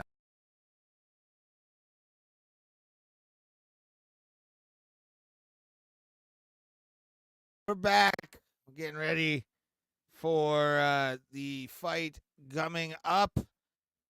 And Jason Herzog, your referee for this women's flyweight fight. And we started off De Silva versus Silva. The Silvas are here. Silva throwing a few kicks to sort of set range up for herself. I do not know these two lasses off the top of my head. I may have seen one. Who knows? I usually, when I watch combat sports, it's like a blur, guys. I don't even know what this podcast is. This podcast is a fucking blur, too. But hot kicks by Silva all day. De Silva is getting herself within range to get herself out of there. Body kicks from Silva in black, Da Silva in yellow. And it's about 4:05 on the clock for you guys to sync up with me and watch along with this fight. De Silva throws a hand that knocks De Silva backwards. Front kicks by Silva, trying to just figure out where De Silva is. De Silva 1-2 combination, body and head. And now Silva just went for it all, and now a takedown into half guard. Got full waist lock on that bitch and went for it. De Silva trying to against Silva. Silva's trying to advance her position into mount. Butterfly guard, so a sweep is possible out of this. El Capitan Rafucho. Hi, buddy. Good to see ya. Thank you for being here. And we appreciate anybody. Share this out. Tell people this channel exists. We're Bro Plata, and we're watching UFC Vegas 91. Join in with the conversation, you pretty bastards, you. We're here. We're low tech, but we're high. No, we're low class, too. North-South choke trying to be applied against De Silva. De Silva, though, answering the phone. Silva sitting into it, trying to get a mount, and she gets it into half guard. Back she goes. De Silva is really showing some good defense here. I'm liking the high amount of grappling we're seeing tonight. A wrist lock, it looked like for a minute. Silva's trying her hardest to get something going here. She's trying to get a guillotine, it looks like. Oh my. Mounted guillotine. Could Silva choke out De Silva? Oh my gosh. This is huge, and she lets go of it, and we're still in half guard-ish, half mount, it looks like. Silva controlling De Silva on the ground, trying for another choke opportunity as we hit the 145 mark, and De Silva pushes off. Both ladies pushed off on the tits, not on the face. That's technically, you can get fucking pointed for that, I guess, which is fucking bullshit, dude. Whatever. I think if you're both on the ground, it should be legal. If you're both on the ground. Now, somebody on top, we can't really have that right now. But De Silva's on her back. De Silva kicking away at the legs. Herzog deciding when he's going to stop this. De Silva rains down shots on Silva. And De Silva is in the guard of Silva. This is one of those weird fights where it's like Brazilian women going, we got mission control, full lockdown on mission control. Triangle is a coming, possibly, if she can hold it in there. She can actually slip underneath, maybe. She's flexible enough. A go-go plata. Or an omoplata, actually. Yeah, it's an omoplata, but she's trying really hard to get that triangle set in. De Silva's arm is locked. Trying for maybe a TP choke as well, but mission control still is achieved by Silva. Now it's let go, and De Silva is going to start to go to work in the guard of Silva with about 10 seconds left on the clock. We got about 10 seconds now. So round one, I'm going to say Silva. I think Silva should get that round. She got a big takedown. Definitely had a lot more going on in that round. She almost had a triangle right there. So we shall see how the judges score this, but we're going into round two. Maybe we get a stoppage. And there's police sirens or ambulance sirens over there. We appreciate everybody for being here on Bro Plata. We do this Tuesdays and Thursdays every single week. So if you want to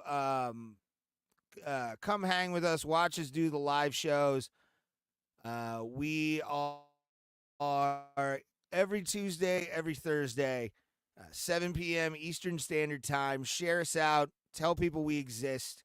Bro Plata is here for at least our entertainment. You guys are amazing for watching us and, keeping us at least a little bit more interested in doing live stuff like this.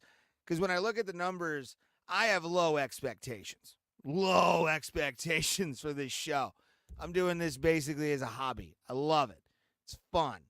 But when I see the numbers, it impresses me at the people. Oh, goddamn switch kick right off the bat by Silva. She's not playing around. De Silva now being more aggressive, body shots. And now she's doing 1-2s and kicks to the body, setting up probably a high kick if possible. De Silva 1-2 combination. I hate the fact that both of these women have Silva in their name. It's not fair. It's not fair, guys. It's too much to remember. But we are Bro Plata again. We love you guys. Thank you. High kick. Fucking called it. I love it. She is De Silva's game is pretty effective here. But now elbow to De Silva. She's punching Silva in the face. De Silva now gets her to disengage, and now Silva's got the back, and she brings it in. Really tries, gets one hook in. Will she get the other hook? She's got one hook in so far. She could go for a head and arm triangle right here, but Silva really working for that hook. Elbow. Oh, elbow. That was perfect. That was a good elbow. It's got a good arc to it. Can De Silva get out of this situation while Silva is completely dominating her? Corinne Silva on top of or what? Why does it say Lipski? I'm confused on that. What? Man, fucking Tapology doesn't have the right thing on here. It has Lipski. That's it. Or does the UFC fuck up? What's going on here? Why does Tapology suck right now? That's not cool. I'm really trying to. Oh God, is she gonna go again? She's got side control fully locked in. Elbow to the hip of De Silva. Corinne Silva is absolutely smothering De Silva. Absolutely smothering her. Wow. Great control. She's almost got a crucifix. De Silva, though, pulls her right back into, well, she's now in side mount, basically. She just needs to get her foot out of that elbow to the face. And we have Z-guard initiated. Silva almost gets swept. Swept. We got a leg lock situation by De Silva. And Silva now going for a leg just so she can trade off. And good defense by both women right now as we're going into the 140 mark of this second round. Co-main event next. Ryan Spann in the co-main. and taking on Bogdan. I forget how you say his other name, but Bogdan's going to be fighting Ryan Spann. And we got up kicks. Don't need to get James Vick here. Silva. Make her get up. Come on, make her get up. There we are. Oh, body kick by Silva. And then she swarms onto De Silva. Uppercut chance. She's trying for a standing head and arm triangle possibly. And she's almost got the back fully. She doesn't have both hooks in, but this is a dangerous situation. I mean, would it be a twister situation? I don't think she can possibly get the twister here. But she has locked down that leg of De Silva, and De Silva is trying her hardest to get out, and she just needs to spin into this. She really does. She just needs to spin into it. Silva's got control of one of her legs right on the hip there. It's actually good good lockdown position right there from Silva to have that. She's got hands around the waist to keep her completely in place.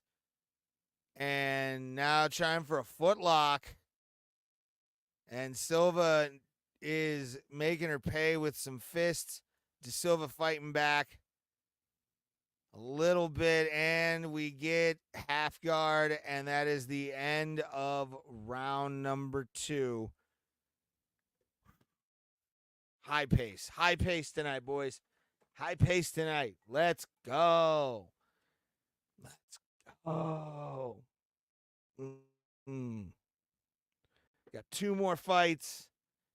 Matheus, Nicolau, Alex Perez, your main event. Ryan Spann versus Bogdan Guzkov in the light heavyweight division. And then we have the 145ers coming in. But anybody that watched tonight and subscribed, thank you. We appreciate it. We got some people subscribing. So share us out. Share us everywhere. Twitter, tag us too. We'll tag you and follow you back. Anybody that tags us on Twitter or X, we'll retweet you, follow you back.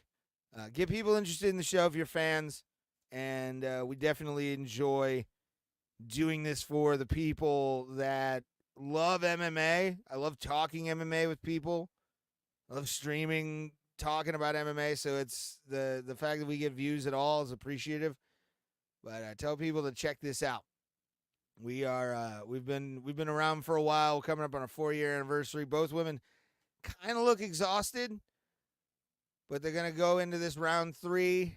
Silva in black, De Silva in yellow, and De Silva gets just throws at Silva, and Silva gets rocked. Actually, both women now just fighting for their lives. I think Silva's exhausted from the fight and the rolling, just all the grapples. Yeah, like I said, guys, just share us out. It's my one thing I do want us to do a lot more is sharing out, getting people to come into the show and watch with us every single week. And even if I don't do one on Saturdays, make sure just to share our content. We put up shorts and reels all the time, and we got some good ones over there. Check our reels page on our main page after the show, and make sure to share those out as well. Just help the algorithm find us. Be our arbiters of truth and justice in this MMA, in the MMA sphere. We want to be the dirty uncles of MMA talk radio, and we're okay with that at this point. I'm okay with it. I don't know about Tim, but Silva again trying for the waist. She's got a hook in. She's trying to take De Silva down, but De Silva is hand fighting to keep the position. Almost tried to get a rear naked choke there. Really doesn't have anything. The high knee misses, so they're pummeling now.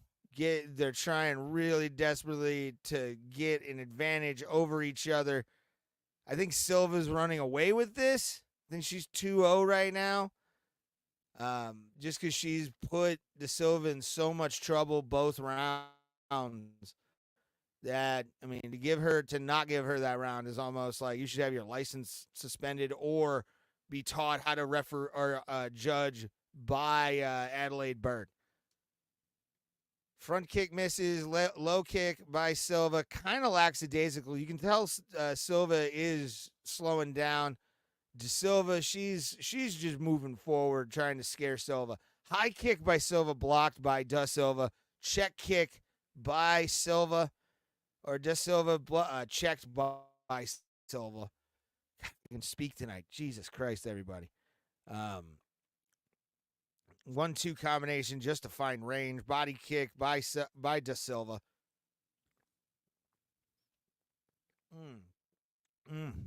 Yeah, Mountain Dew. Keeping me going. Whew. It's hot here now. Like the weather just started to change again. Oh boy. Oh boy. Here we go. Up against the cage. Does she have it? There's an over-under, so I don't think anybody really has full control. There was a knee by Da Silva. Another one. Da Silva is pressing against the cage, Silva. And does Silva get the takedown? She gets the takedown, but it's a half butterfly from Da Silva to defend with 1:05 left on the clock. So I'm going to say Silva won that. Corinne Silva absolutely wins this fight. Takedowns, the submission attempts. This Silva had one, but it was defensive. So, but Silva has dominated so far. 45 seconds left on the clock. Give us a like, share, subscribe, do all the fun stuff. Share us out. Share us. It's what I'm going to tell people the entire time we're doing this show from now on. If you watch Bro Plata, I want you to share it out to everybody. Tag us. Do all the stuff. Do all the stuff to help us. Help us. Help you guys stay sane and enjoy decent MMA commentary from the most immature show on the internet. We got a body lock finally. Silva is full control. Da Silva is trying to turn into it. She's against the cage, so it's a possibility it could happen, but we have a judge's scorecard to read after an amazing 145 fight. And, oh, wow, I'm going to make that the thumbnail on Tuesday. Hell yeah, baby. Let's go. All right, people. Okay. I'm going to wait for the commercials to end. If you want to join the chat, it's down below. All you have to do, take your phone, press the chat. That's all.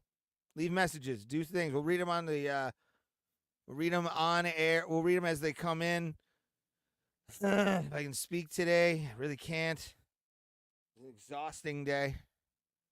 But we made it this far. UFC Vegas 91. Beautiful Las Vegas, Nevada. I'll be going there in September. And I'll be saving a lot of money to possibly get a VIP thing if they're in Vegas September 7th. Then I will be at the Apex or wherever they're at. But I am going to go for sort of an MMA and there it is. Bellagio right there. Oh, such a fun place. I was actually, when I was there last year with Tim, that was going off and playing Ecstasy of Gold from Good, the Bad, the Ugly. And I had like dress shoes in a bag.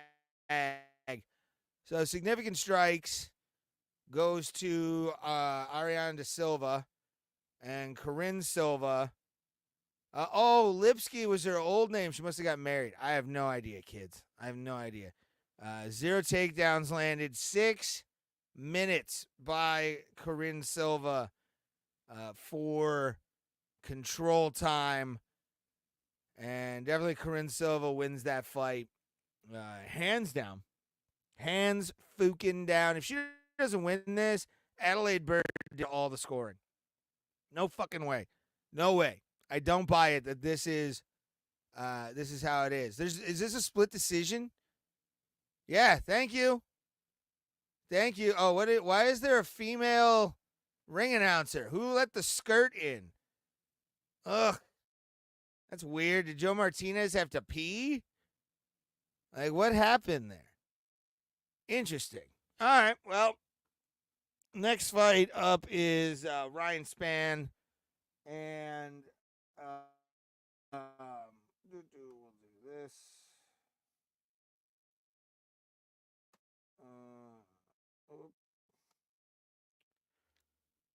Next fight up is Ryan Spann and Bogdan Guzkov. Let's take a look real quick before we go to a video. Basically encapsulating what Bro Plata is for you guys. We got the co-main now, and then the main event. Main event will probably go off in about 10 minutes, so I'm going to play some videos for you guys, give myself a break. But Ryan Spann is coming off of 2 losses versus Anthony Smith. He got a decision loss, and then got submitted by Nikita Krylov. Bogdan is coming off the KO win about 2 months ago. So he got a KO there, and then beat Volkan Oezdemir via rear naked choke. So we're going to do that, but I'm going to take a break real quick, and we will be right back from Bro Plata. He rises an hour early, just like me, like stay with time. Nothing now, so let's do it. On the Discovery Channel. Glitch in the Matrix, a swing. I like swings. When's the last time you got on a swing? A while. Yeah, dude, it's fun. I have one in my backyard. I'm afraid it's going to break them. Well, I was about to say, just go get some new chains at Home Depot and a tire and see what we can drill some whole shit in it. Well, you know what? I mean, you look at it, and it's never budged. So I feel like I could still swing on it. It's in the backyard there. It came with the house. I'll get a message going, Ray, it budged. All right, that's all. I try not to. Really? Because you talk. Well, now you're talking about it. Also, you put it on Facebook all the time just to piss people off. Yeah. Which is a little. Listen. Now that I know you as well as I do, it's funny to me because I see people like making a terrible mistake. You're just like, yeah. Like people just making the terrible mistake of getting into an argument with you. Like I know. I say all the time. It's like trying to argue that you try to argue the sky isn't blue, and someone's like, it's right there. It's fucking blue. And they're pulling their hair out. It's turquoise. It's turquoise. Yeah. Okay. Outside of the knockdown in the third, I had Francis Ngannou winning on points by multiple rounds, 2, 3, maybe even 4 rounds. How on earth do you score this fight for Tyson Fury? You knew there was no way, dude. You knew there was. Sorry, before I get to it, sorry, I was just gonna say you knew there was no way the judges were gonna give it was never gonna happen no matter what Francis did. He was not gonna get 2 out of 3 judges on this card. It's too bad for boxing if he loses. I've never ever seen a fight where I saw it. I'm like, that didn't happen though. That didn't happen. Like I honestly saw. Still to this day, I don't believe that happened. No, not at all. I do not. I don't get it. I don't understand what the hell. Like, okay, it's gone full WWE, man. There's not like, no, dude. That wasn't real. That didn't actually happen. No. Bro Plata, where black people and white people talk nonsense. So that's a fun thing to talk about. Yeah, guys. Yeah. That's how we start a show. Yeah. It could all be avoided if we all didn't have the technical competency of like 80-year-olds. I know who the Miz is. That's only because he played in the celebrity softball games at All-Star Weekend. That's the only reason I know who the Miz is. Also, sexual deviant, the guy who threw shoes in Austin Powers. Didn't that guy did something? Oh yeah, he was the one that got punched by the mullet guy in the dick, right? In the dick, UFC 3? Yeah, in the dick. Okay. Let's get this over with, because I gave up on sports since Sunday. I haven't been watching any sports. I don't like sports anymore. Sports are dumb. Wait. Oh yeah, yeah, baby. Ah. What do you want? The world, sir. Damn Flurkins. Those fucking cats. I'm on Team Skrull when it comes to Flurkins. They're creepy and I don't like them. I can't wait to see a scene in Secret Invasion when an army of Flurkins comes at a bunch of Skrulls. Like, I think that should be a thing. If they don't do that, they're missing out on comedy gold. It's a great callback. You are a terrible fucking sports fan. I'm not. You don't. Yes, you are. You don't give a shit about a team until they beat your friend's team, and you want your friends to feel like shit. No! Because you're a terrible fucking sports fan. That's exactly what you're doing. You want to troll people and make them feel fucking shitty because the team you don't actually care for beat a team that we actually care about. So fuck you, Ray. Fuck you before you even fucking say everything. Well. Bro Plata, where black people and white people talk nonsense. Bro Plata, where black people and white people talk nonsense. Listen, we have you on because every other episode we just talk at each other. So, you can talk as much as you want. It's fine. All right. As long as if Ray doesn't have to talk and doesn't have to steer the ship off the road like he usually does. Yep. Then it's good. Yeah. Look at me. I'm the captain now. There you go. Yeah, you can have it. Good, because we drive it straight into a volcano usually. So, Except for that's the heart, Tim. And that can never be mended. You know that. The heart always breaks. Nah, dude, one of your girlfriends take care of that for you. Oh. No, they usually go, well, thank you for the free meal. Have a good day, sir. Ray is a 60-year-old man in a 30-year-old's body. I am, yeah. If anyone doesn't know. Nice. His references are like way older than they should be for someone his age. Oh, you know. Yeah. I would love to see that fight. And I would be rooting for Greg Hardy the entire time. Funny thing, if you've ever wanted to see me in pain at any point that we've been hanging out, today's your day. Ray, they see you in pain every time you do a set. This is true. Damn. Yeah. So Thomas has seen it and Tim's never seen it. No, it was basically if Mortal Kombat was a shitty like Saturday morning cartoon. Like, Yeah, exactly. they had like they had a Native American character on there. They had they had the street tough black guy. Like they had all the stereotypes. WMAC masters. There it is. It's such a. So you're cool saying it show. doesn't hold up? Is that what you're trying to It say? does not at all. It doesn't look fit full, Ray. Let me see that glass. No, Ray, top it off. This is like goddamn amazing. Yeah. No, I just want you to follow the rules. What happens if you don't follow the rules? The wheel gets you back again. This is true.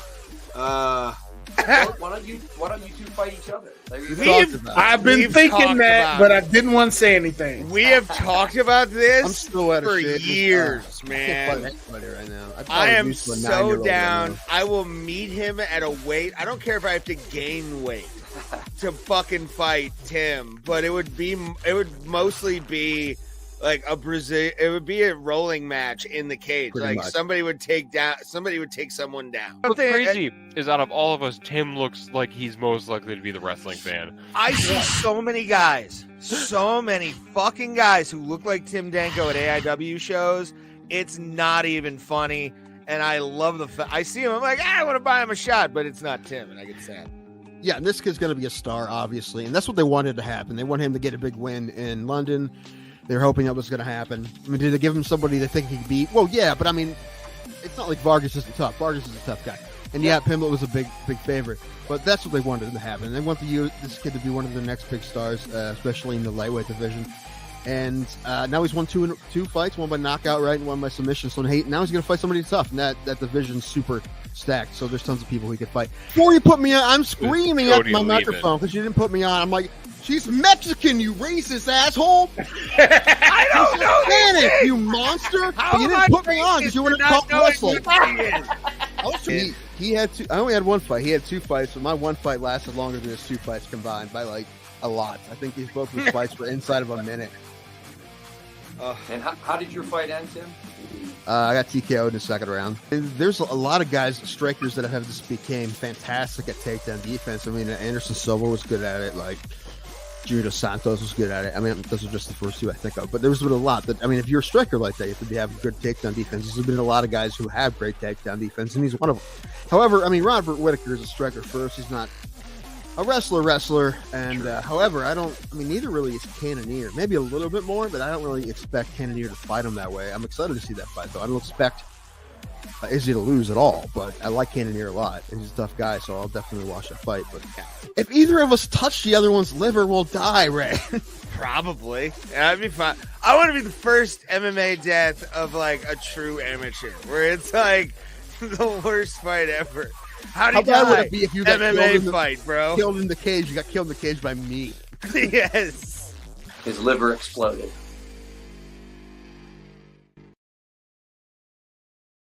What's up, guys? Getting ready for the co-main. Ryan Spann. Bogdan. Oh, God. Bogdan Guzkov.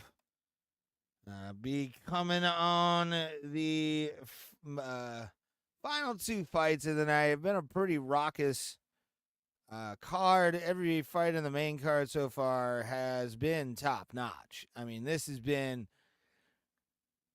one of the more exciting fight nights of the year, and I'm glad I'm sharing it with you guys as well. Make sure to like, share, do all the things. Just do all the things. Share us out. That's the one thing I ask. Like, just share us out on any social media platform. One of them. Let's go MLM with this. If you tell a friend and they think we're okay, you can come and have fun with us. Let's go. Let's go. I want people in here. Got the co-main finally. Bogdan Guzkov gives up 3 inches in reach against his opponent, Superman Ryan Spann. And we're about to get the co-main event underway. Charlie Arnold is ring announcing for some reason. Okay, what happened to Joe Martinez? What the hell happened to Joe Martinez? Why is Charlie Arnold the ring announcer right now? Okay, all right, going WWE with it maybe. Is Triple H getting in somewhere? Is there gonna be a folding chair made here? I'm gonna have to listen to her ring announcing. Because was he fired? Like, what happened to Joe? Joe Martinez was right there. Herb Dean, your referee. Let's see how this light heavyweight Bat Boy taking on Superman. And this is Batman versus Superman because Guzkov looks like a bat. And we are underway. Herb Dean says, let's go. Ryan Spann. Guzkov, Bogdan Guzkov, front kick by Spann early on. Guzkov staring him down, backing him up a little bit. Spann feinting to get a little bit of breathing room. They reset in the center of the octagon. Ryan Spann in the yellow trunks. Bogdan Guzkov in the white. I'll let you make your own jokes. All right. We are live. Give us a like. Give us a subscribe as Bogdan Guzkov gets a 1-2 combination in there. Spann trying for a single leg takedown. Trying for the trip there. Still has the single leg. Bogdan playing a guillotine, but brings Stan back up. Spann gives. Oh, we got a low blow? Come on. No way. We got a fucking low blow? God damn it. Fat, drunk, and stupid is no way to go through life, son. Yeah, Spann. What the fuck? How dare you? That does this.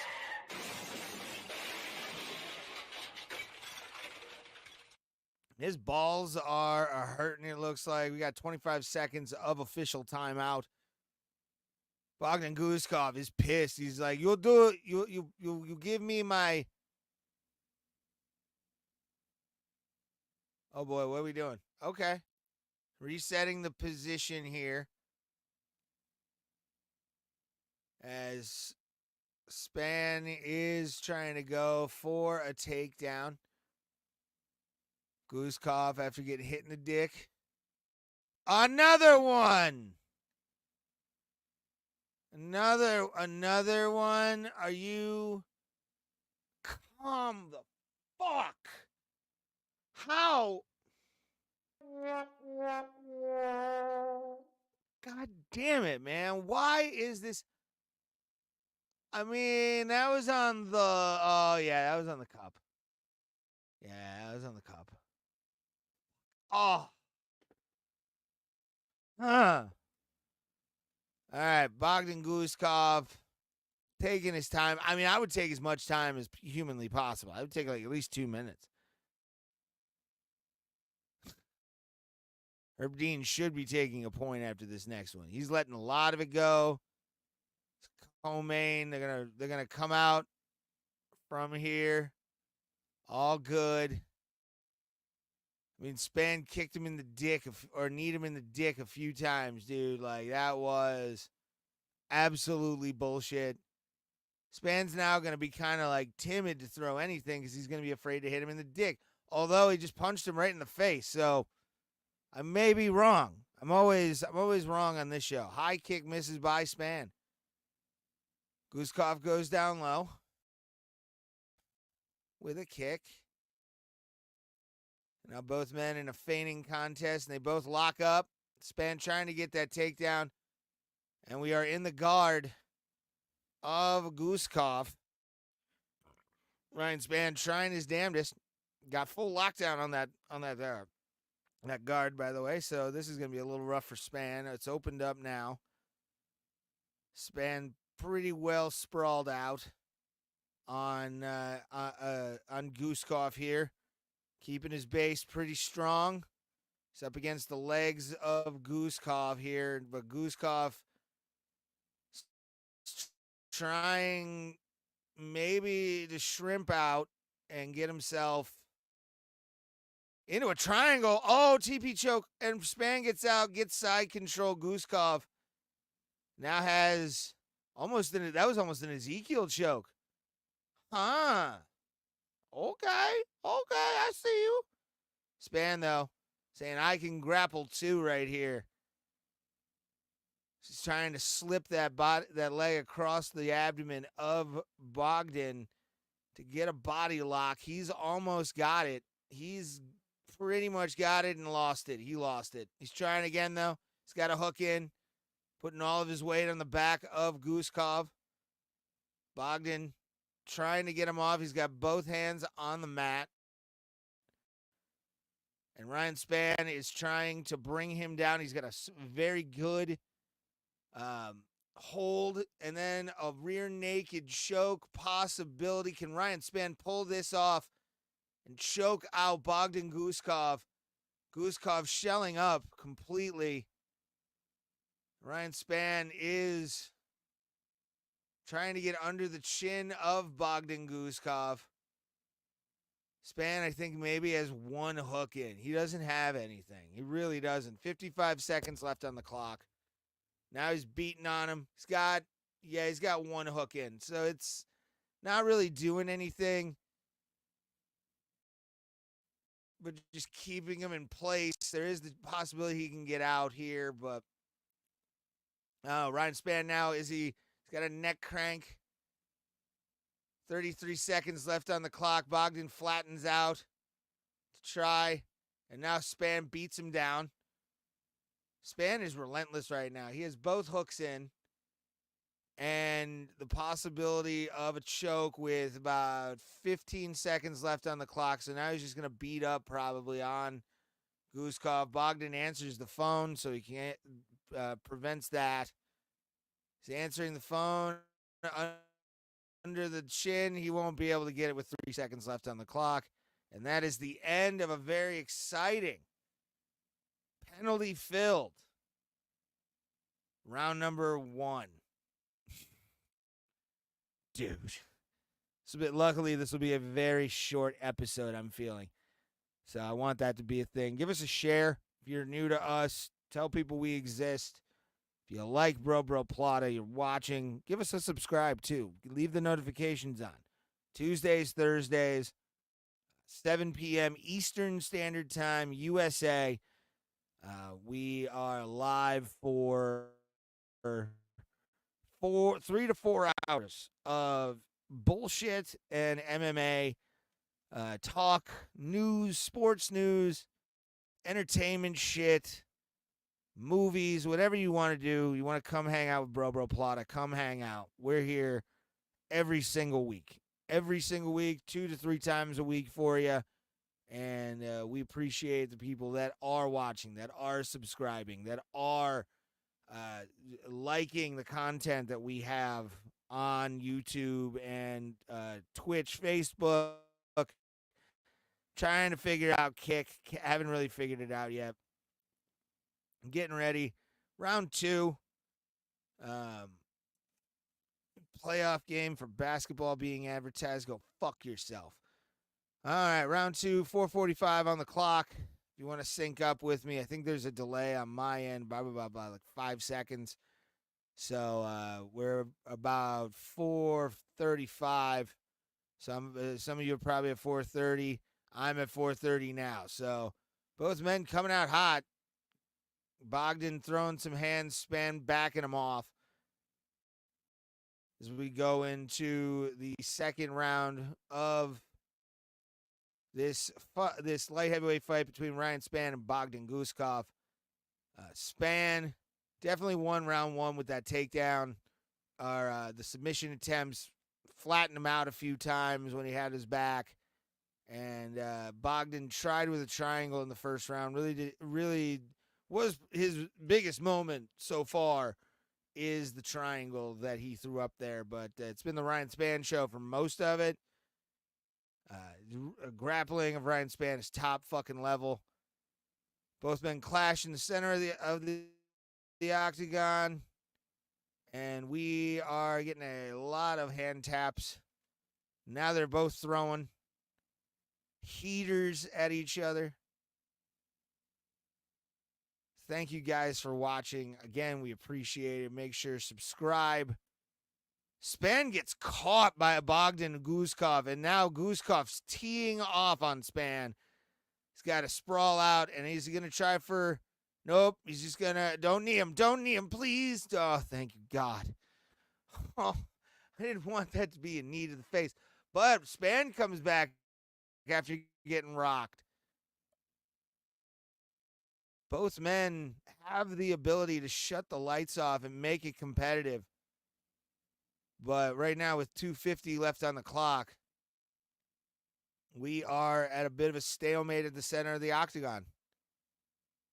Oh, big shot by Span, baby. Let's go. Ryan Span winning the fight so far, tags Bogdan. But Bogdan taking it in stride. Chin made of granite that I don't even know where's he from? Where the hell is he from? I don't even know. Both men just staring at each other longingly. We move back to the center of the octagon. Bogdan standing on the monster can. Oh, he's Uzbekistani. So, yeah, he's tough as shit. Oh, he stuns Span with an uppercut. And now he just tees off, does Bogdan. Span now is taking shots. I don't know. Is he out? He might be out after this. Yeah, he's out. Oh, God. Oh, God. Oh, no. Oh, who loved that, baby? That's right. Woo. Let's got to play the theme song. Let's play the theme song for that one. Oh, uppercut.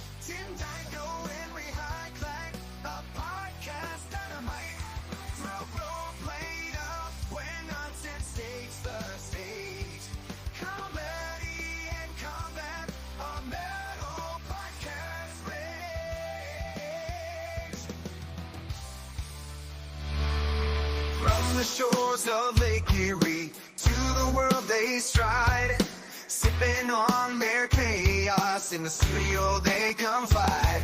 No pants, no rules, just a metal podcast stream. Road later, tearing at the podcast scene. Road later, mics ablaze, in the chaos they delight. To comedians For the knockout. Ryan Fenn getting home. Bogdan Guzkov. Uppercut. 2 uppercuts tonight. Finish fight. And, wow. Got it. That was good. That was good. Very, very good fights tonight. Part of the year so far. And then, Hello, Twitter world. This is yours truly. And we appreciate everybody for watching tonight. Bro Plata live on YouTube, Facebook Live, and the Twitches. So we're gonna get a little bit of hopefully they do get this stuff going. And I will be playing videos here in a little bit to why is she ring announcing right now, man?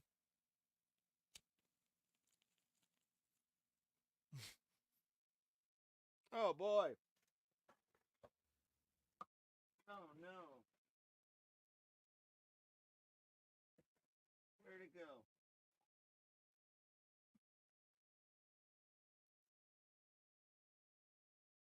You see me running, I lit my thing on fire.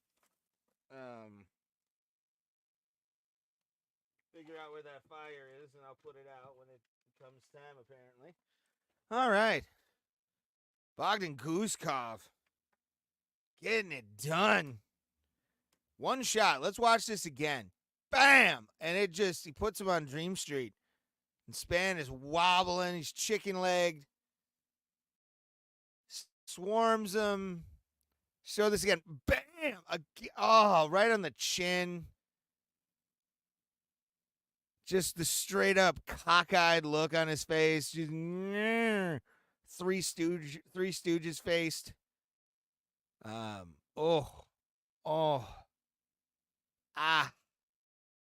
Span's out, dude. Holy fuck. I'm gonna be very paranoid about that ash that I just coughed out. All right. That's hopefully not a problem. All right. Oh, boy. Guzkov doing his interview right now. I'm going to take you into about 2:20 of the stream, and then we'll play some videos to fill in time, because I guarantee you the main event's going to be around 9:25, 9:30. So we're gonna fill the time in so I can save my breath for the main event. And you know the UFC is going to do that. That's the one thing I've always talked about. It is the amount of downtime if there's a finish in UFC and boxing, all that stuff. I guess you have a scheduled time and you have to do it at these exact times. But we did just have a finish after all.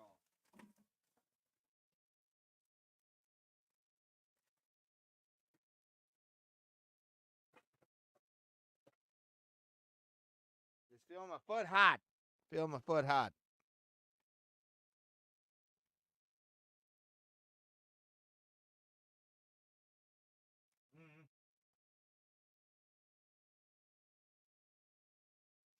Hasn't happened, so I don't know. All right, Matheus Nicolau taking on Alex Perez. Main event time. So we'll be doing the main event, and Pulse Reloaded, I believe, is going to be on afterwards. talk about the fights and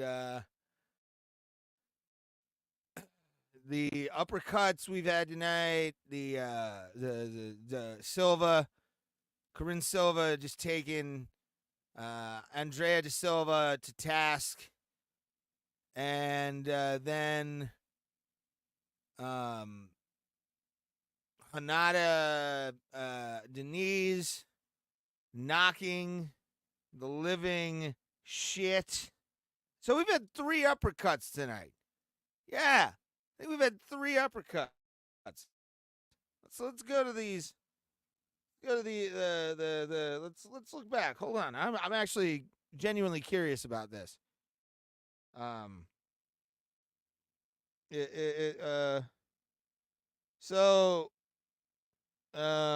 This one was an uppercut, and then why are there no results? God damn them. Let's do this. Let's restart that. So we can get the results as they've happened.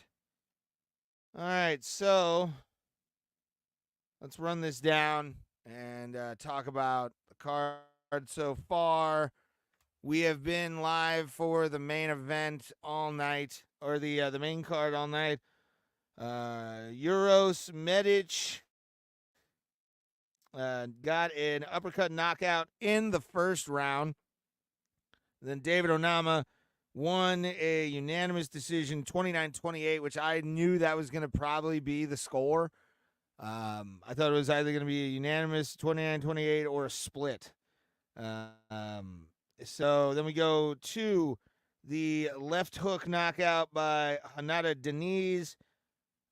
Unanimous decision for Corinne Silva on the night. And we just had a ground and pound. It was an uppercut. That's what knocked him out. An uppercut knocked out Ryan Spann. And, now we're going to the main event, which is Matheus Nicolau taking on Alex Perez. The video is a showing.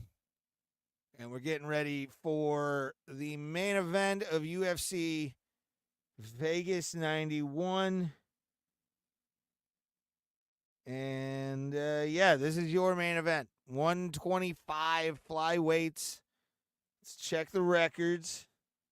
Alex Perez has been on a 3-fight skid.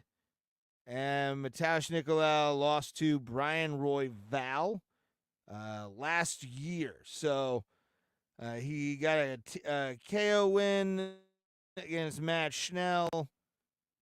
David Dvorak he beat by decision. Tim Elliott by decision. And Manal Kopp, senior FAG user, Manal Kopp. So this is your main event. Both guys can put on a lot of volume. So this is going to be a fun fight. I'm excited to hopefully see it end early. I don't want it to go all 5. Like, that would be just... but yeah, we will be doing our so many cool knockouts. But once I go to commercial here after this package, I'm gonna play a video. Or are they going straight into the intro? That's my thing. If they're going into the introductions here, I'm excited because it means no more commercials, straight to the main event, and we can party. Let's go. Main event time. UFC Vegas 91. Give us a share. Give us a share out to anywhere where your social medias are. Tell people we exist. We're going main event right fucking now, baby. All right. Killed that time. I was going to do some videos, but going right into it. Place is packed. The site of, I think it's Judgment Day for the WWE, whatever premium live event they're putting on from there. I don't really give a fuck until what do you call it? SummerSlam. I don't give a fuck. Let's go. Alex Perez getting himself psyched up, walking to the cage for the main event, your main event of the evening. We want to thank everybody for watching tonight, Bro Plata. Without you guys, I really wouldn't have the patience nor discipline to be doing this anymore. But the fact that we have people right now, any people watching this, means a lot to us. It really does. And please share us out. Get your asses in gear to help us grow. Because once we grow, we have more money to do stuff. We start getting the ad revenue, all that shit. We'll be able to do it Tuesdays and Thursdays. And then I might be jumping on a website. I will send that out. If you're in the Discord down below, Discord link, join our Discord. You get all the episodes sent right to your phone via the Discord. We post it almost every time in our Discord for the new episodes. So there's a Discord link, invite down below. Join our Discord. Become a part of that community. We want to grow that community too. Get some fun chats. Get some people dropping memes, doing all the things that an MMA community does. We love the comedy memes. We'll feature them too. You drop them in there, we will do memes, feature people's memes, give you credit, do all the fun stuff. Make this more of an interactive show for you guys instead of just me talking into the camera. We're getting ready for Matheus Nicolau to come out. Both men coming off losses. So this is make or break for both guys here, especially Perez. He's lost the last three fights he's been in. And Nicolau was stopped by Brandon Royval a year ago. So he hasn't fought in a year, been taking some time off, getting himself back together. So here comes Matheus Nicolau. Belhau Horizonte. Minha. I know. That's a province right there. That is a province. Wow.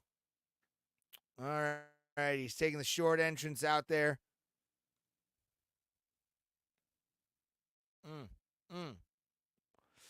I love the Venoms so much. They just look so cool. Just the snake and everything. I'm not a snake owner, by the way. I just think snakes are cool. Let's, while we're waiting for him to get in, let's take a look at stats real quick. Tail of the tape. It is 125 for Matheus Nicolau, and then 126 for Alex Perez. And half-inch reach advantage goes to Nicolau, but I don't think that's going to be needed, especially at flyweight. So we'll be doing that. Fourth highest strike defense among active UFC fighters. Ooh, he's the devil boy, 666. All right, let's see what the prop bets are. Nicolau to win by TKO is a 450. Nicolau to win by sub is a plus 300. And Perez to win by knockout is a plus 125. I'd put money on that. Wish I did, but it didn't this time. I've been a good boy recently about like gambling. I think I got like $8 in my account right now on DraftKings. So I think next week I'll put together my bets for next week's Lewis and fuck, I can't remember. They'll advertise it. Getting ready for the main event. The intros are over. Now it's time for Ariane Celeste to be the ring announcer for the main event, or are they going to put Joe Martinez in? What are they going to do here? Oh, Joe Martinez is back, so she's going to be the fight night person, I guess. Bruce may be done. Bruce may be retiring after this year. I don't know if he has said anything. I don't know how the cologne's going. But we're about to watch your main event right here. Joe Martinez doing the ring announcing. We got Mike Bell, Sal D'Amato, and Chris Lee are your judges, and Mark Smith, your referee for this 5-round occasion at the UFC Apex. Looks like a packed house tonight. People were really interested in this main event. So, and also they got to see Ryan Spann get the shit knocked out of him. Perez in the red from Lemoore, California. His opponent's records are 47-18. So he's 24-8, which is a pretty good record. He's had 32 fights. So he's definitely there. I think that was my math. What was his record? What was his record? 28, I think it was 28-4. Something like 24-8. So yeah, 32. I had to second guess myself there, and I was like, oh yeah, I know basic math. Said basic math, not meth. I do know basic meth though. I've been to West Virginia. So we'll have Mark give the instructions. I'm going to take this, put myself up this way so you can see me. And we appreciate everybody for being here. Thank you, guys. Touch of hands, and we're off on our main event of the evening between Alex Perez and Matheus Nicolau. Getting it ready. Mark Smith gives the okay here in a second as they lock the cage.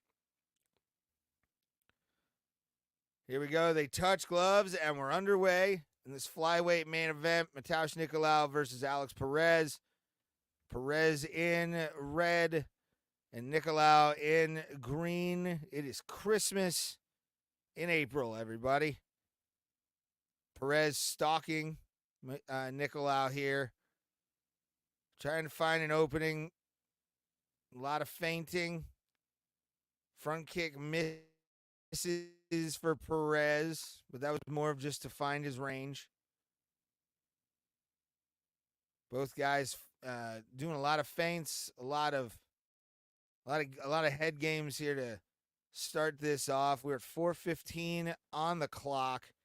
If you are interested to sync up with us, we're at 4:10. So thank you guys for watching. Give us a subscribe. Please give us a share. Help the algorithm find us. Get us out there. Perez throwing a hand. Doesn't really hit anything but gloves of Nicolau.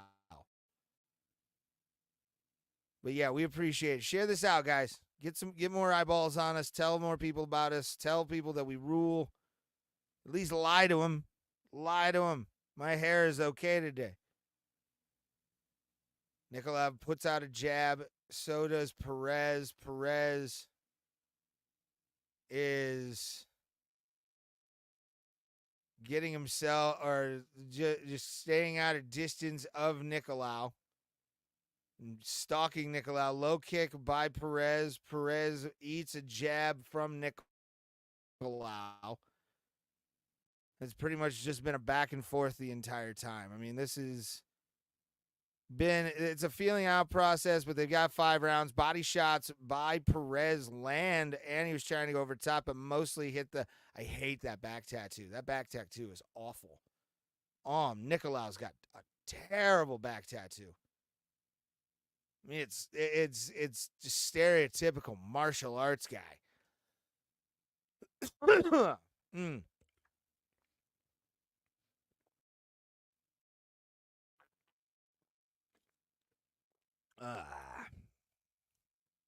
Another body shot by Perez. so he can set up the top shots. Nicolau trying for a 1-2, doesn't get it. Jab out by Nicolau, jab to the body. Now a 1-2 combination by Nicolau. Perez still in his face, trying to back Nicolau up. This is the negative about some like fights that don't matter per se in the grand scheme of things. Sometimes you get these fights where it's like a long, drawn out first couple rounds, and you're like, dude, come on. Knock the fucker out. Like, just go for it. Oh, there we are.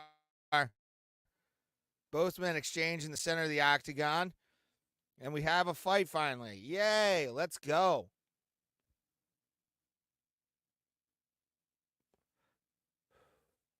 Onslaught by Perez. And Perez is backing up. Nicolau eats a leg kick, and I think he checked it from Nicolau. Nicolau eats another big leg kick right there. Missed leg kick, feint by Nicolau.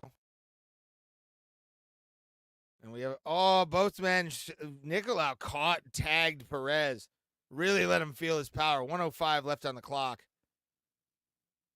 Nicolau now playing with his food, trying to back Perez up. Perez, though, standing his ground. Now he's coming in. Onslaught by Perez. 50 seconds left on the clock. Yeah, I knew this was gonna kind of be a step down first round. Like this first round has been the most boring part of any of these fights. But what are you gonna do? Oh man. They should just go back to the 3 rounds, man. Go back to 3 rounds for non-title. Because 20 seconds left on the clock. Not a lot's going on here. I think Perez evades that uppercut from Nicolau. 10 seconds left on the clock. Kind of a hard round to judge. Obviously, first round, pitter-patter from both guys. Perez did get caught, though. Hitting a lot of the leather from Nicolau. So this is going to be probably a boring couple rounds to go. And then hopefully we get a big bang around the third round. But right now, nothing really going on. Both guys kind of standing around. Let's see if they show the other corner and what Nicolau's doing. But Perez is standing up in his corner, just trying to keep himself together. Coaches are talking to him. See what happened here. Bam, bam, boom. Yeah, the body shots were pretty good. Uppercut miss. And then he got a little hit, or he took a little bit of the power from Matheus Nicolau. Getting ready for round 2. Bro Plot live on your YouTube dial. Thank you guys for having us in your homes to watch this. Appreciate it. I don't know if Pulse Reloaded is going to come in after the fights, but we're going to be talking about this Tuesday. Live Eastern Standard Time is 7 p.m. Forward progress from Perez, but Nicolau counters. Perez comes in firing again. Nicolau holding the center of the octagon. Perez trying to find his way through the defense of Matheus Nicolau. Nicolau feints to go in, but does nothing with it. So we just meet in the center of the octagon, and both men trade yet again.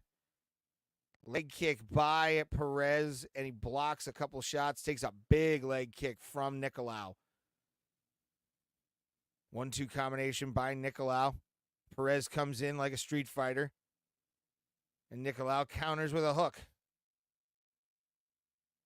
This is what I was kind of hoping second round would be. A lot more high energy, way more action. I mean, flyweights always UFC big time action once it starts to get there. Obviously, first round is always a gaming, trying to figure it out. Now both men are actually trading a lot, which I was hoping for.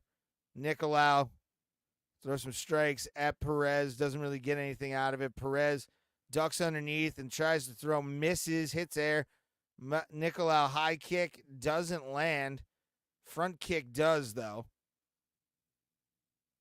Nicolau a lot more active now, and Perez is trying to be active, but Nicolau is staying out of Perez's range. Perez, I think, stumbled Nicolau.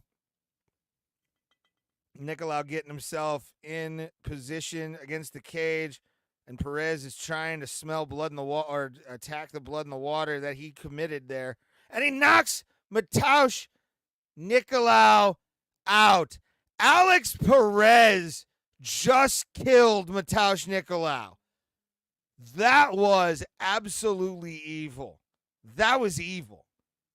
That what a redemption, losing 3 fights in a row now and getting a big right hook knockout of Matheus Nicolau. Holy God. Ow! Nicolau just fell the fuck over. He's still wobbly. I mean, he's out. Mark Smith did a good job of stopping the fight right there. Let's watch this again on replay. Just doing it, and then bam, right on the chin, right on the jaw. Just landed hard. Sends Matheus Nicolau down. Bam, bam, bam, boom. And it's over, Johnny. Damn, son. Second round knockout. Ooh. Ooh. Share this out, everybody. We'll be talking possibly in a minute with Pulse Reloaded. If not, I'm gonna probably go to about 250, and we're gonna call it a night. Bro Plata, Tuesdays, Thursdays, some Saturdays. Never going to say every Saturday, but some Saturdays. Live here, doing live streams, YouTube, Facebook, and Twitch. We're old school. I'm trying to figure out Kick. I really am. I've got the destination pulled up there. But, yeah, we're definitely happy to be here live. Papa, oh, you won a gun! Can't wait. Oh boy, I can't wait to hear what the what you won and how much you go. Oh, I'm aware, Tim. I'm aware. I know. Can't wait to hear what you got. We'll talk about it for sure Tuesday on the show. So join us there. But damn, dude. Alex Perez getting it done against Matheus Nicolau. Congratulations to Tim Danko for winning a gun. And we love him. So we're waiting for Pulse. I'm probably going to give him about 2 more minutes. I'm actually going to tell him said 250. I'll give it to him then. But, wow. Yeah, Alex Perez, big knockout on that one. Beating Matheus Nicolau by knockout. It was a really good night of fights tonight. Let's recap before we head out, if Pulse isn't here. Because my back's killing me.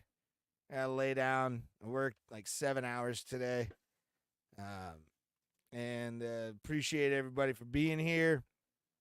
And we are here live every Tuesday, Thursday, YouTube, Facebook, and Twitch.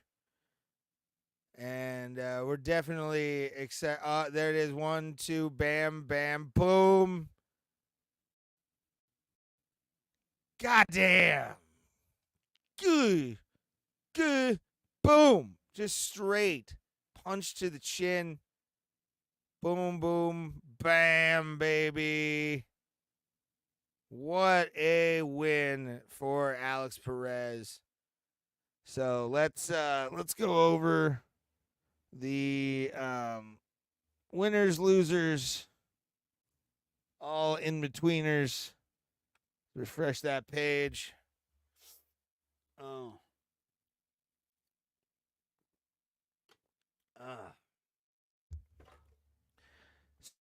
So hot. So hot. So Alex Perez beats. Oh my, that's a nice gun. That's actually a really nice gun. Don't go. I have a photo of Tim with his gun that he won. And we'll be showing that on Tuesday. Live, Bro Plata. And come check that out. Tuesdays, Thursdays, Alex Perez, though, knocking out Matheus. I want to say Gamrot for some reason.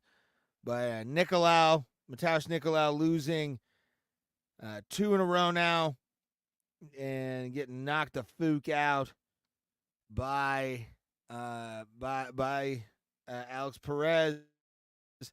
And then Bogdan Guskov, uppercut, starts the wobble of Ryan Spann. And boom, there's your winner. Corinne Silva dominated all 3 rounds, got a 29-28, unanimous. Can't remember. And then Renato Diniz getting a knockout victory against Austin Lane, crumbling him. And then we had on the main card, unanimous decision for David Onama, 29-28. And the curtain jerker was definitely explosive. Tim Means loses via uppercut to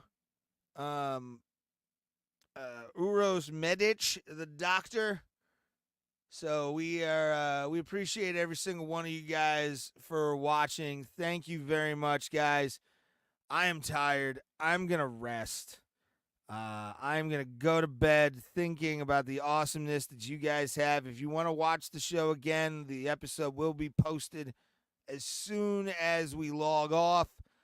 And we do appreciate everybody for being here. Give a like, give a share, give a subscribe. The subscribe is what matters the most. That's what we're looking for. Share us out. There's also a Discord link down below where we take your memes. We'll take all that. We'll use fan-created content to give this more of an interactive feel for you guys so you guys feel like you're a part of our world. And we do appreciate it. Thank you, guys. Have a good night. I'm Ray Hyclack for Bro Plata, and we will see you at the Kumite.